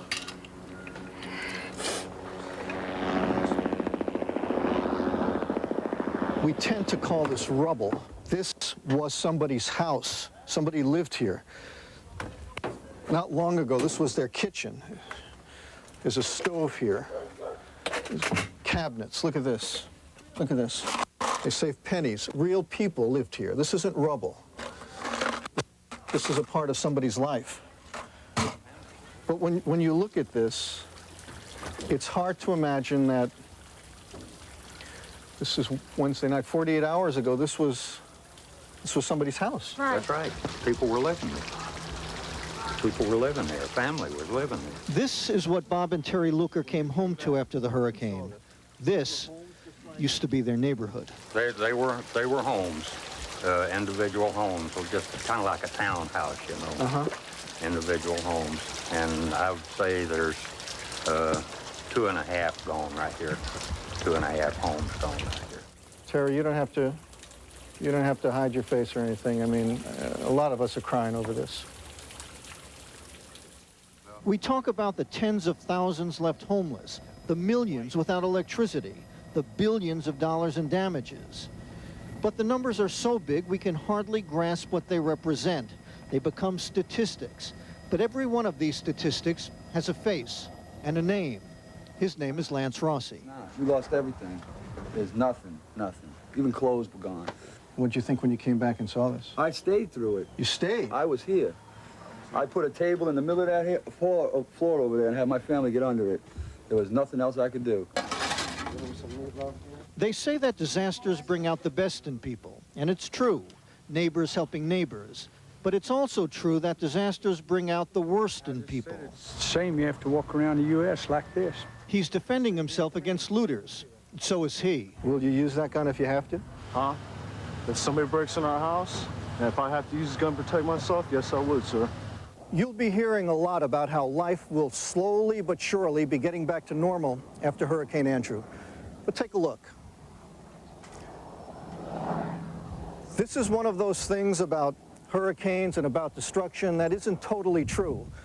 Life around here isn't ever going to be normal again. This was your home? Yes. This? Yes. Her name is Janet Cran. And when you looked at this? Well, there's nothing, you know, what can you do? I was afraid to come near it, and then I thought, I've got to see. And when you saw it? I thought there would be nothing. I thought we wouldn't be able to salvage anything. But then I got to digging. I've been crawling underneath there. I've been everywhere, and just looking to see. You never know, and I keep finding things. And thank goodness it was all right. And my pennies. Now, how do you figure this? Look at this. Total disaster. And let me call This. you sweetheart on the carousel is still working. Still working. This is what mass destruction looks like. And it also looks like this, and this, and this. Every hour, I look up to the sky and I say, how am I going to start all over again? And there's no answer. The destruction is so enormous, the suffering so deep, it's hard to grasp the big picture until you see the little picture.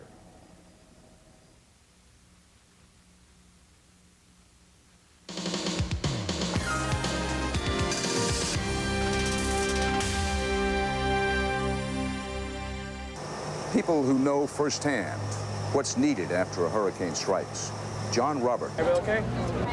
This is the way people have been living in the aftermath of Hurricane Andrew. Milk is milk these days, honey. Tastes pretty as long bad. as it's wet. But as they try to cope, they're not alone. Does anybody have any injuries? Everybody okay? They're getting help that they didn't expect from people who've been there before. I got every PO medication, injectable medication, anything that we need, we got. Bill McCauley was with the Emergency Management Office in Charleston when Hurricane Hugo roared through 3 years ago. Bill, this must be a real sense of deja vu for you. I didn't ever think I would ever come back to a situation like this. It was... McCauley's contribution to relief efforts was to find a home for a Red Cross emergency aid station. We broke into the school, we opened it up, we didn't have any insulin, I got insulin. We didn't have any toxoid, I got toxoid. We tried to bring love down here and help them out because we know what they're going through. And there are other Carolinians in South Florida. We learned big time on the job, no question about it. Now we're experts. Hospital worker Cliff Garton drove 15 hours to help with the cleanup and lend some moral support to workers at the Homestead Hospital. Oh, we bought water, linens, hospital gowns, emergency portable generators, chainsaws. We bought the stuff that we thought it would take to help these people get by. I think they're more like angels, the goodwill that they brought. I mean, it really, really gave us a boost. Other veterans of Hurricane Hugo set up a MASH unit to care for the sick, injured, and a lot of pregnant women. We've had 3 ladies that were ready to have their baby. They're looting everywhere. It's embarrassing the way those people are a bunch of thieves, man. Keeping up with the looters has overwhelmed Homestead's police force. What we're gonna do? We're gonna drive back over to the store. Yeah. And you're gonna put it back. Okay. Volunteers from the Charleston force came down to relieve some of that pressure. Well, you put on a uniform, you put on a badge, serve and protect. We help everybody. For these veterans of Hurricane Hugo, no task is too large or too small. Their reward is to use what they've learned in a life-changing event to soften the blow for others. Still to come on this live 48 Hours Hurricane Special. Near Ground Zero, 2 Louisiana women find its Annie port in a storm. Everybody's okay, that's the main thing. Everybody's alive. And we'll give you a sense of what it's like to face hurricane winds. Here's a hint. Over 100 miles an hour, it becomes very scary. Stay with us.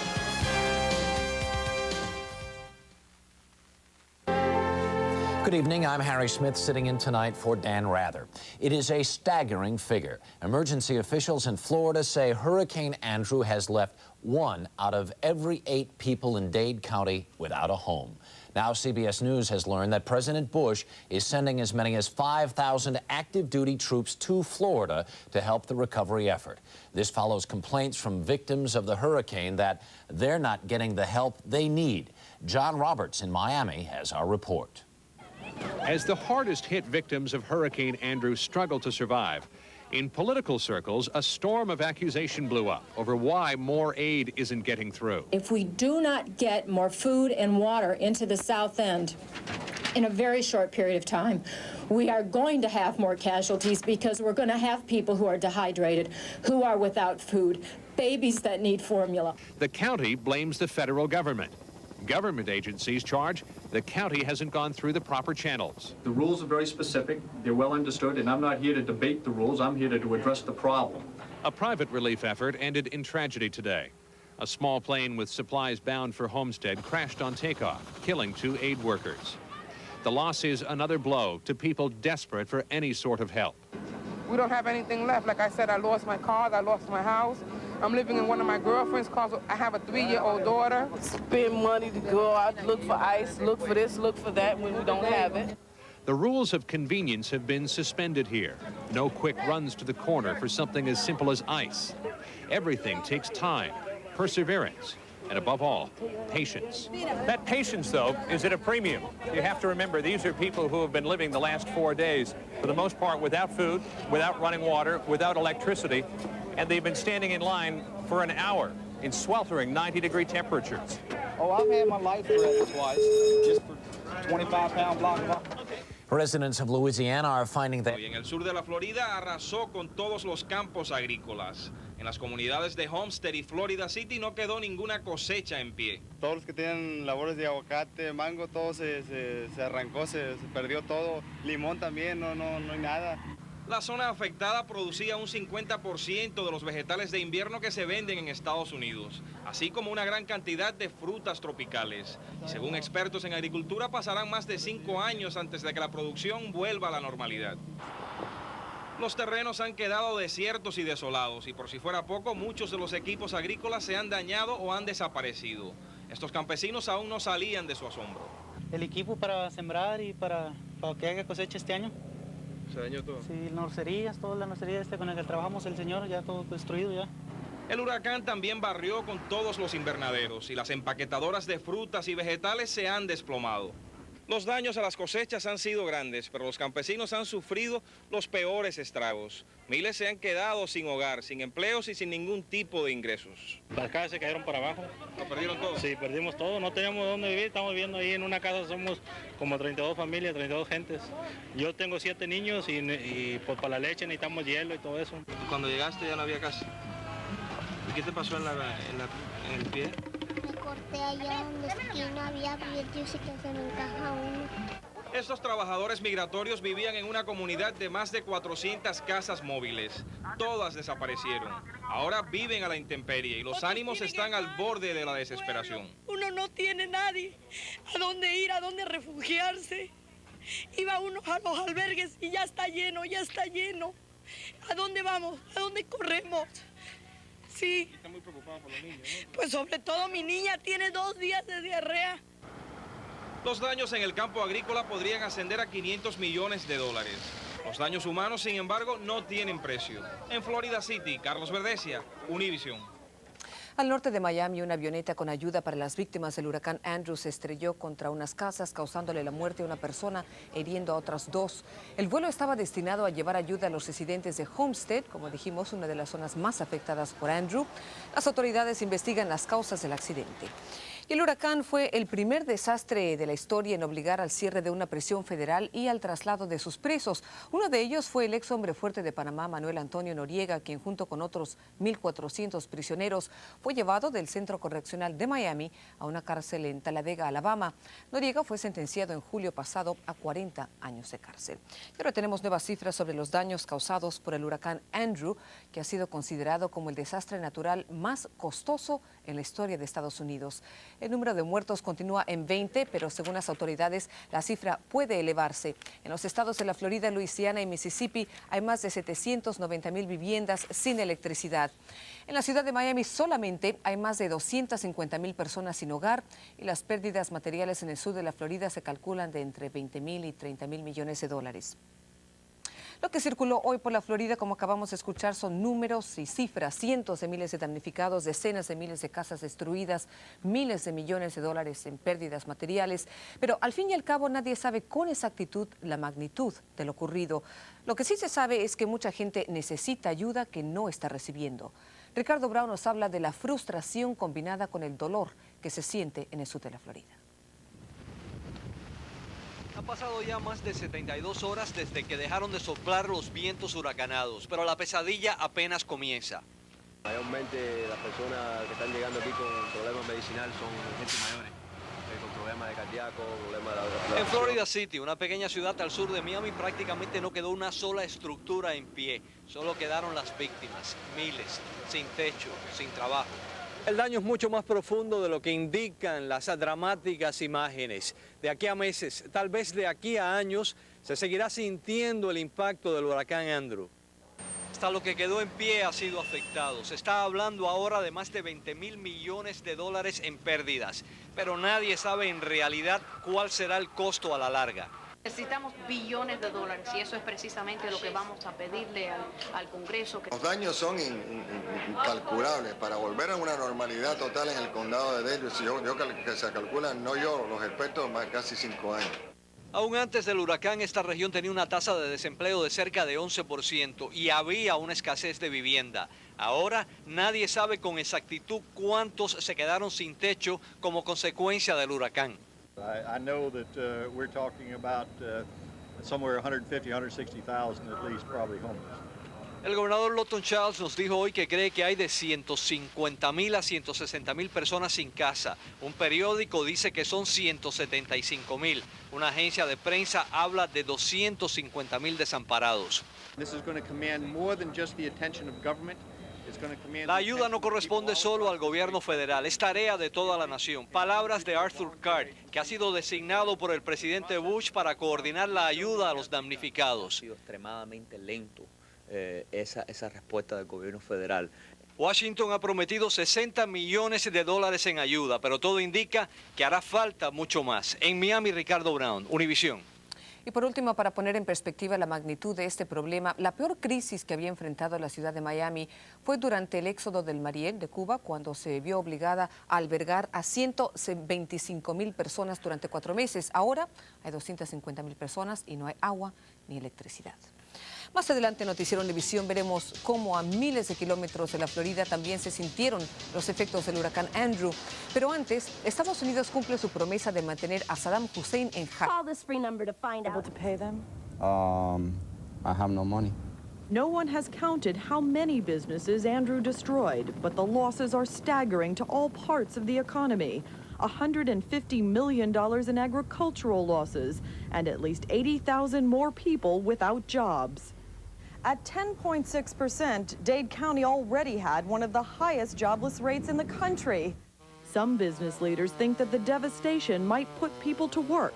The president of the local Chamber of Commerce, now living in his garage, believes that so many houses must be rebuilt, there will be a boom in the construction industry. It's estimated by some people there'll be 7,000 construction people put to work. I believe it will be closer to 14,000. The Gonzalez family is not as optimistic. They lost their home and their party supply store. They did not have insurance. What are your chances of reopening your business now? Very slim. Who's going to want to have a party now? Gonzalez says he's going to look for one of those construction jobs. Linda Patillo, ABC News, Perrine, Florida. And now to Louisiana. The governor, Edward... It's the only way people can get through times like these. I hope one of these guys, if it destroys my house, please bring me some ice and some water. Noah Nelson, NBC News, Miami. NBC's chief financial correspondent Mike Jensen is in the hardest hit area, Homestead in South Florida. Mike, how are the people there rebuilding their lives? Katie, today the insurance agents hit town handing out checks, but for every homeowner who got one, every business, there were 1,000 who didn't. This was unbelievable when I came through the back door and saw that the roof was gone and quite a few of the walls had been knocked out. I see we've lost. John Ninehouse is one of the lucky few. His insurance company handed him a check for $100,000. You've been to natural disasters all over the country. Yes. You were at Hurricane Hugo. Yes. How does this compare? This seems to be a lot worse than Hugo. When I saw Hugo, I was overwhelmed, and this is just much, much worse. Victor Bullis knows his gas station convenience store was wiped out. He owes the bank $1 million, and he hasn't even been able to get his insurance agent on the phone. What does a pump like this cost? Just one pump? About between $15,000 to $18,000, one of each one. And you've got 5 of them. Bullis says he may not rebuild because he may not have any customers. They live here, or they did. Now they're lining up to file insurance claims, and many of them say they won't get enough money to rebuild. For now, they're just trying to survive. This is about 1/3 of a line of people waiting to buy staples. That's a problem. And so is housing, including boats. A lot of people here live on boats. Thousands of them were damaged, and many of them simply disappeared. We don't have any insurance in our boat. Our boat was our home. We lived on our boat. To make things worse, some merchants are gouging, jacking up prices on things like generators and roofing, making life that much tougher for an estimated 63,000 families in southern Florida whose homes have been destroyed. Katie, as you said earlier, by most estimates, this is the worst natural disaster in American history. But here in Florida, the real tragedy is the personal one. That is the one that you see on every street and in front of every house. Okay, thanks, Mike Jensen. When Nightly News continues, shifting gears in the Bush re-election campaign. Was devastated by Andrew, but he's here. The others, fatigued and overworked, are here, free of charge, because thousands of Andrew's victims need inadequate emergency assistance. Just getting the basic necessities like food and water is a major problem, even spawning a fight today in one place. Despite heroic efforts by thousands of volunteers, aid delivery is degenerating quickly, like an ice truck that managed to make it to one of the hard-hit areas.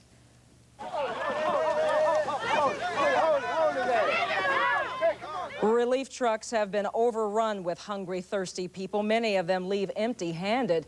The situation may improve, however, when 14 new distribution sites open in Homestead, Florida, and surrounding hurricane-stricken areas. That frustration with the relief effort is widespread in Florida. Many people complaining that they are being bypassed completely. Channel 5's Doug Richards has more on the story from Homestead, Florida. The hurricane ripped away much of the roof of Johnny Simpson's house in Homestead. But he, his wife, and 9 children stayed inside through the storm early Monday morning, and they're staying here now. I guess to some extent you're stuck here. We're stuck. We are. We're stuck. Relief supplies have provided some food for the Simpson family, but 1-month-old Moses Simpson is running out of infant formula, and the Simpsons can't find any more. We're down to like twice a day of feeding. We're basically giving him water.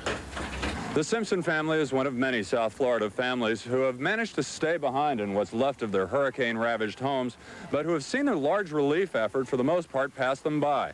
This is Mr. Simpson's van. He says it works fine, but it's out of gas, and the nearest working gas station is 10 miles away.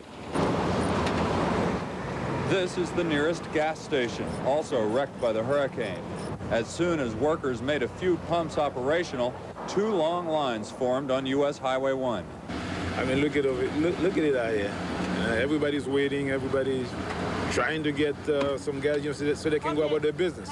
Long lines have become a fact of life here in Homestead. They've also become a matter of sheer survival. 400 people lined up because they heard somebody was bringing some food here. And now I'm over here from 8 miles from Goose all the way to stand in this line for me to get up there. How'd you get here 8 miles? Walking. The relief effort has helped some, but not all, of the victims of Hurricane Andrew. We don't have anyone else we can rely on. We're stuck. Cross and Salvation Army have set up water and ice stations. At this location, 4,500 gallons of water were donated by a local supermarket. Each person online was given 2 gallons of water and 2 bags of ice. The handout was supervised by the local sheriff's department, the National Guard.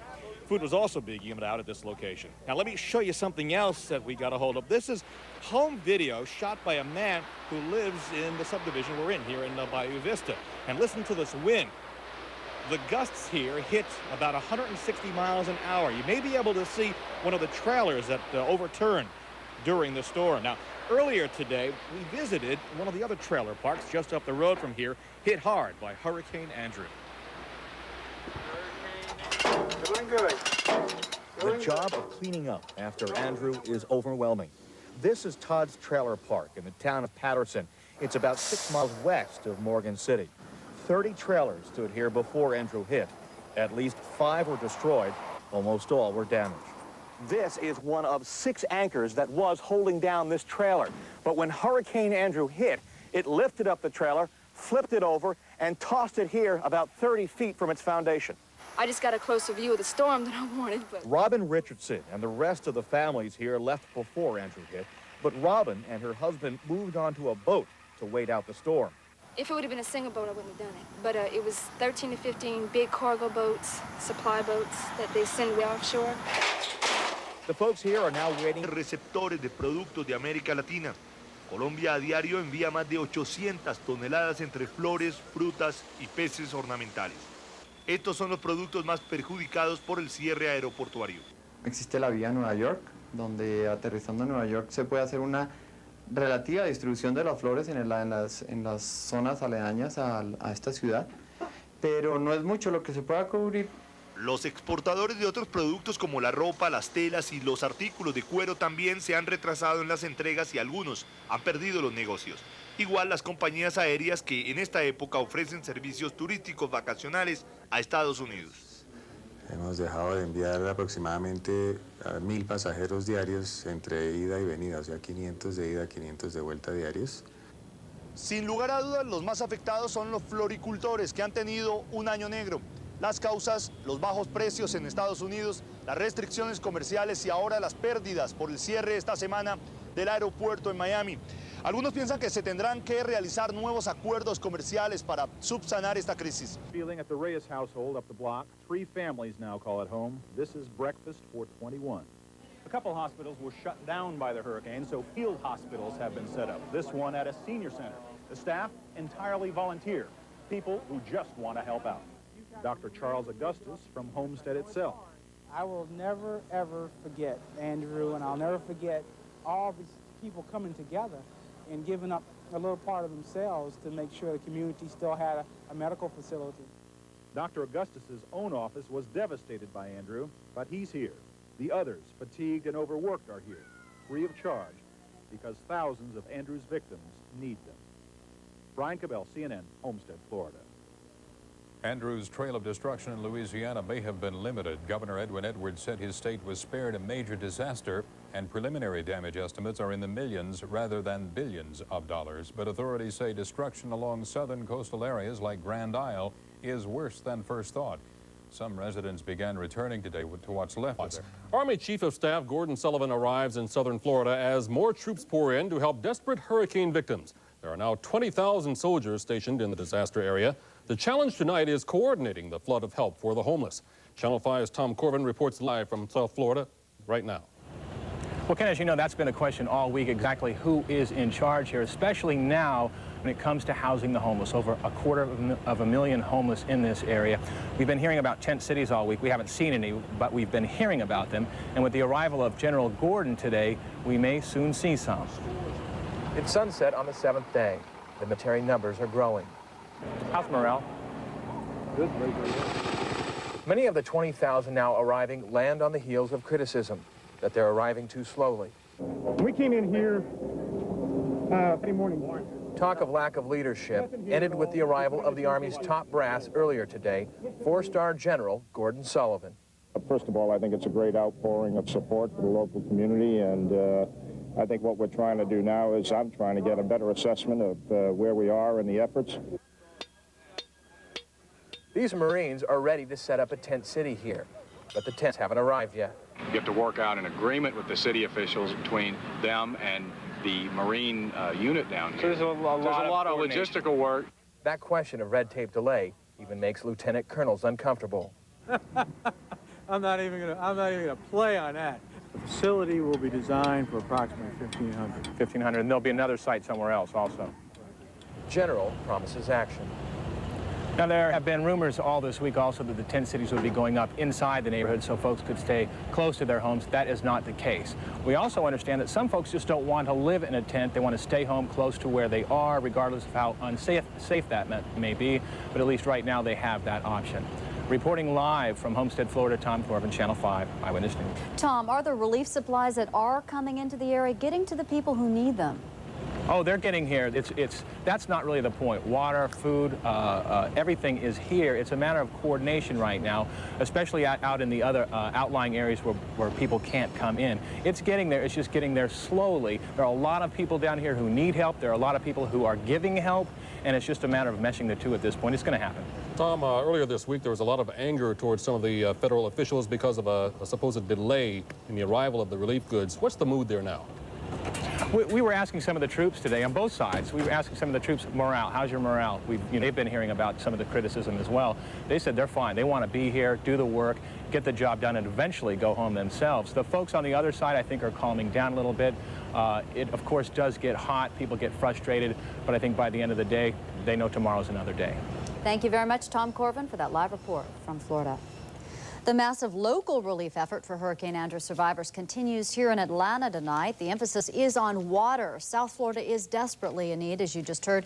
And Channel 5's Mary Shelvargian reports that Georgia's found plenty to give. Jug after jug was rinsed, filled, capped, and carted. The numbers added up hourly, more than 1,500 in all. And a good thing, even as a nation rallied around the hurricane victims of Florida and Louisiana, all the best intentions initially didn't adequately satisfy one pressing need: water. You can go without food for a little while, but you can't go without water for very long at all. So it's just critical. Certainly in this disaster, we see that. Yes, the affected towns are on the ocean, but in some places, water mains are broken, and uncontaminated water just doesn't exist. Today, C-130s were loaded like clockwork at Dobbins Air Force Base. Pallet after pallet of sparkling clear mountain water, 31,000 pounds per plane, somewhat of a surprise to the Chicago-based reservists doing the flying. I figured, they'd bring in more food and stuff like that. I mean, it seems like they could have water. They have wells and stuff, but I guess they need the water. That's important. Even though they go about their work with military detachment and precision, the reservists working this transport say this isn't just another mission. You get more into it with this because you're actually helping a lot of people instead of maybe moving trucks from here and there, or taking paratroopers jumping or something like that. So this means a lot more personally. For Staff Sergeant Don Latimer, it's his first humanitarian aid trip, something to look forward to. For his boss, it's hardly a first, still a great source of satisfaction. Seeing it in their eyes, just being able to contribute something else to people that don't have as much as we have, that's where the reward is. In Cobb County, Mary Shelvargian. Commend and thank in the strongest terms possible the great effort of these private volunteer agencies who have responded so quickly and so well to the crisis. God bless the volunteers.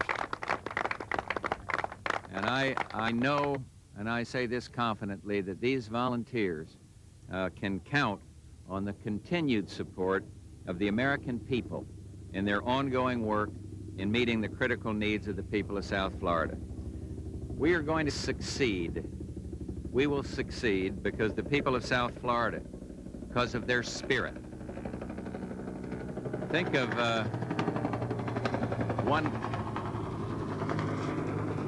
I've seen many examples of this just since I've been here, but let me just mention Issa Hayden, who owns a Day Inn in Homestead. Issa fired up his commercial-sized outdoor grill, cooked steak, shrimp, and scallops, food donated by the local restaurants. And last Wednesday, they fed 2,500 people during the day, and at night they fed almost 300, most of whom are police out there working their hearts out to keep order. Well, it's heroes like this, and there are many other such examples, which make Alex Muxo, the Homestead city manager, say, it's never gone. Muy buenas noches. El presidente Bush aterrizó hoy en lo que queda de la base militar de Homestead y después visitó las zonas más afectadas por el huracán en un esfuerzo por demostrar que su administración sí está haciendo algo. En el compromiso más importante de esta visita, Bush dijo que el gobierno federal pagará el 100% de los gastos de limpieza y reconstrucción del sur de la Florida, y no solo el 75% como se había dicho al principio. Y en otra promesa, el presidente anunció que la base militar de Homestead se volverá a construir, garantizando así el empleo a 7,000 soldados y civiles. Esa base genera $400 millones en ingresos para la Florida. Carlos Verdecia tiene más sobre la visita del presidente. El huracán Andrew dejó al sur de la Florida como un campo de guerra y el presidente Bush llegó hoy a la zona por segunda vez preparado para la batalla. Esta vez lo acompañaban su esposa Bárbara y el secretario de Defensa Dick Cheney. And we're in this for the long haul. We won't leave until the job is done. No nos iremos de aquí hasta que terminemos el trabajo, dijo el mandatario, tratando de borrar las críticas de que el gobierno federal se demoró demasiado en actuar. Su hijo Jeff dice que ahora las cosas marchan a todo tren. Y él también necesita ver cómo está funcionando los recursos federales, particularmente los militares, y yo creo que va a ser una visita muy productiva. Más de 20.000 tropas federales se encuentran ya en la devastada región, convirtiendo la misión de rescate en la más grande de la historia. Además, 5 buques de la Marina han llegado con más de 2.000 toneladas de alimentos y otras provisiones. La inspección del presidente, sin embargo, fue más allá del ámbito militar. En una escuela que sirve de refugio y de comedor, Bush tuvo varios encuentros emotivos.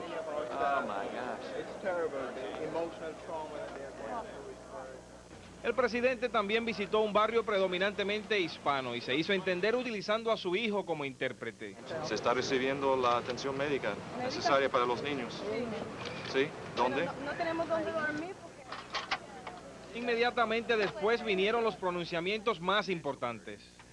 Today I'm authorizing under the Stafford Act full federal reimbursement for 100%. Estoy autorizando un 100% de pagos federales a todos los proyectos de asistencia pública, incluso reparaciones y recogida de escombros, afirmó.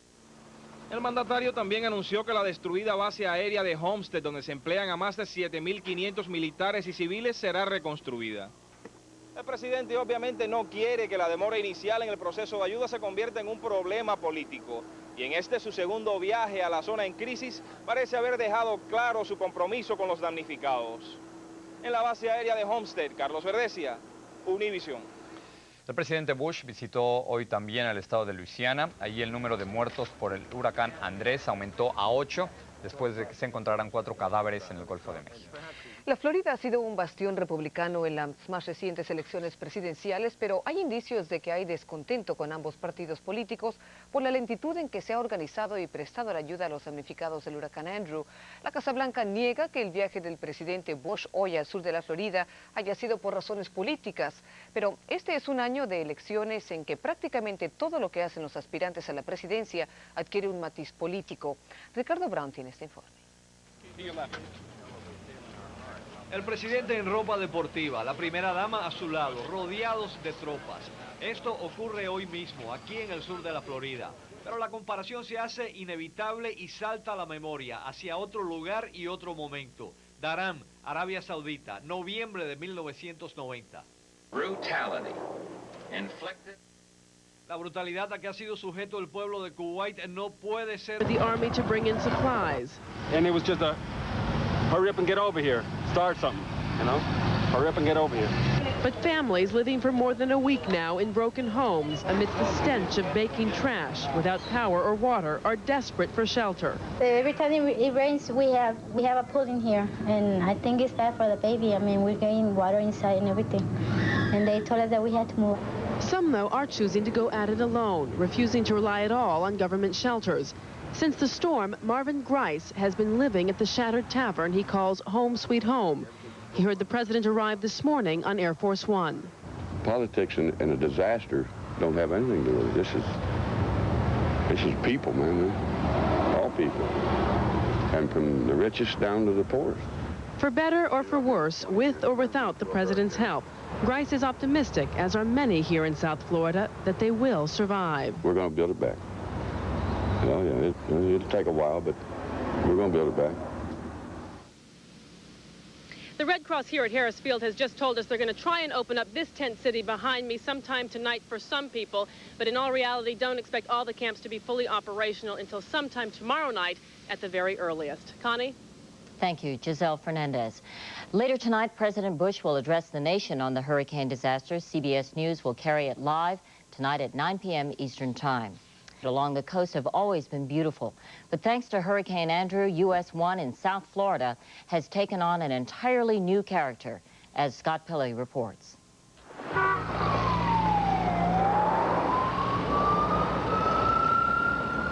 This is US 1, and basically it's the main line from Miami down to South Dade area.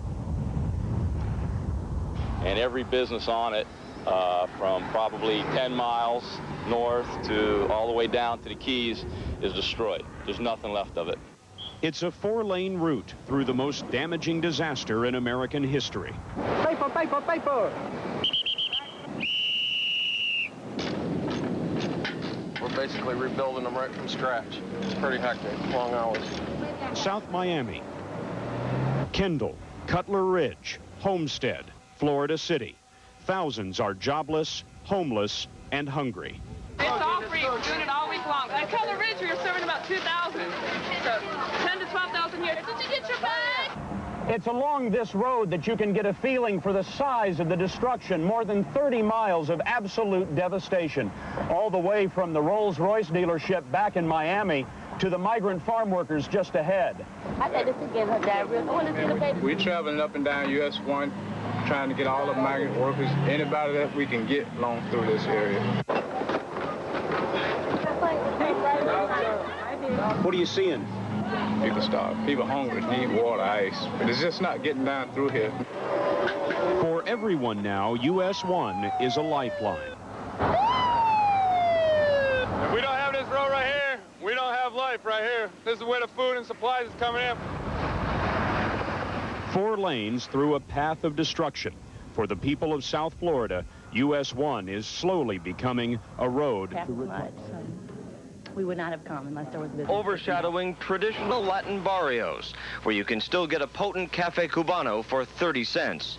Making the place seem even more surreal is the festive atmosphere to be found in northern Dade County.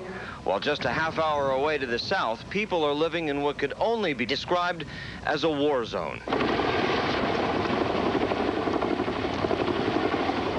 FEMA has stepped in to offer cash grants to the newly destitute. We were going to start a home for homeless people, and now we're homeless. 58!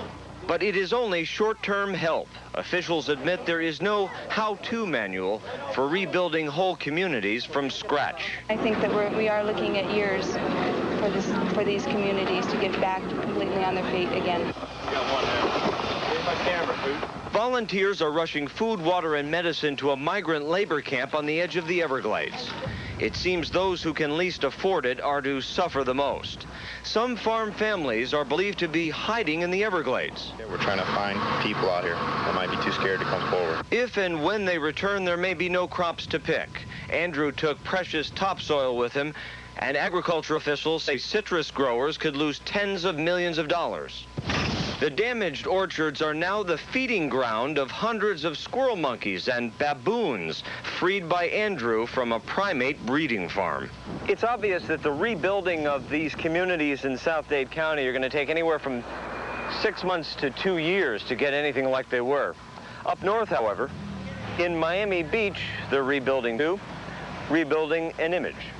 In South Miami Beach, what they call the American Riviera, the only thing suffering is the international tourist trade. So bad is the publicity overseas about Hurricane Andrew. South Beach is as much fun or more fun than it was before. The curfew has been lifted here, and any famous Art Deco neon that may have been... Desde Homestead, en el sur de la Florida, comenzamos hoy el noticiero con varias noticias sobre cómo el ser humano se enfrenta a los embates de la naturaleza. Iniciamos hoy con Nicaragua, en donde anoche hubo un terremoto que provocó un maremoto.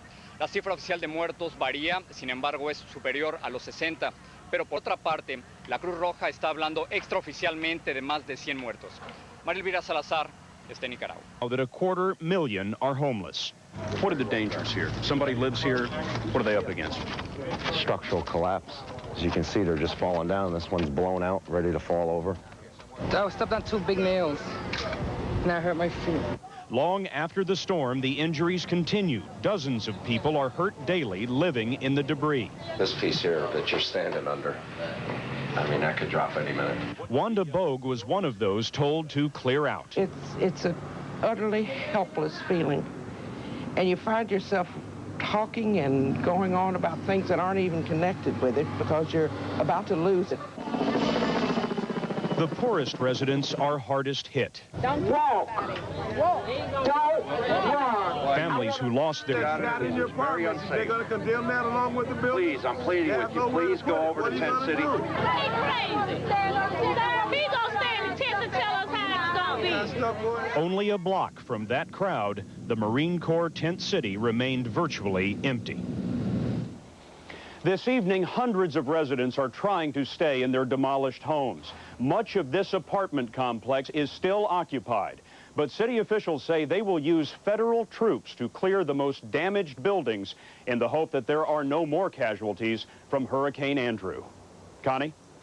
Scott Pelley, thank you. Live in Homestead, Florida.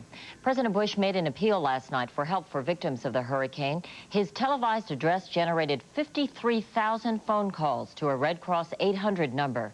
Donations totaling about $4 million so far. Another agency that's supposed to spring into action after a disaster is FEMA, the Federal Emergency Management Agency. But as Jim Stewart reports, critics charge that when it comes to emergencies, FEMA's response is a disaster. With the Federal Emergency Management Agency under a barrage of criticism for its handling of the aftermath of Hurricane Andrew, a Senate chairwoman involved in the oversight of the agency said today she will call for a top-to-bottom investigation by the General Accounting Office. I put the blame, first of all, on President... Asistencia médica, baños, agua potable, electricidad y varios comedores. Y según el sargento Orlando Riverón, podrán permanecer el tiempo que quieran. Si ellos quieren quedarse solamente un día, se quedan un día y se pueden ir. Si quieren quedarse 2 semanas, un mes, lo que sea. Sin embargo, son pocos los que han llegado hasta ahora, en parte porque en la zona aún no hay mucho acceso a los medios de comunicación. Alfonso Maldonado fue uno de los primeros en llegar con lo único que le queda en la vida, un pequeño televisor y un bolso con ropa. Bueno, mejor que estar en la calle. Los tratan bien, los dan comida y... A estas alturas, Maldonado aún no sabe del paradero de su madre. Si alguien conoce de ella, me puede encontrar aquí, es lo único que puedo hacer. Pues yo no sé si ella está viva o está muerta. Las condiciones son rudimentarias, pero los damnificados están recibiendo los productos básicos. Hasta el momento, los infantes de la Marina y el Ejército han fabricado 4 ciudades de carpas con capacidad para 2.600 personas. Pero si es necesario, pueden fabricar campamentos adicionales para albergar hasta 20.000 damnificados. Por ahora, sin embargo, habrá que convencer primero a muchos de los afectados que aún no quieren abandonar sus destruidas viviendas. Ese es el temor de que se metan a robar. Es mejor quedarse aquí con las 4 cosas que nos quedaron. Otros damnificados aún no se han enterado y viven de manera improvisada, mientras que en el refugio muchos le restan importancia a las cosas materiales. Los materiales secundarios. Material es materia, nosotros vamos a mirar ahora hacia un futuro nuevo. Aquí lo único que no se ha perdido es la esperanza. Como digo, Dios da. Dios, como dicen, Dios aprieta pero no ahoga. Así que yo estoy muy agradecido. En Homestead, Florida, Carlos Verdecia, Univision. Desde el discurso de anoche del presidente norteamericano George Bush a toda la nación pidiendo ayuda para las víctimas del huracán Andrés, la Cruz Roja ha recibido más de 50,000 llamadas y recaudado más de $4 millones. Y ahora les queremos poner en pantalla el número en español de la Cruz Roja en el que le van a atender. Es 1-800-257-7575. Y como ocurre en casi todos los casos de desastres naturales, los más pobres sufren 2 veces. Y en este caso me refiero a los inmigrantes indocumentados provenientes de México y de Centroamérica. Hay de 10,000 a 45,000 en toda esta región, dependiendo de la temporada. Y digo que sufren 2 veces porque además de sufrir todos los estragos del huracán, no saben si tienen derecho a la ayuda por parte del gobierno y además tienen que seguir escondiéndose del servicio de inmigración. Aquí se cosechaba tomate, calabaza, aguacate, frijol. No queda nada.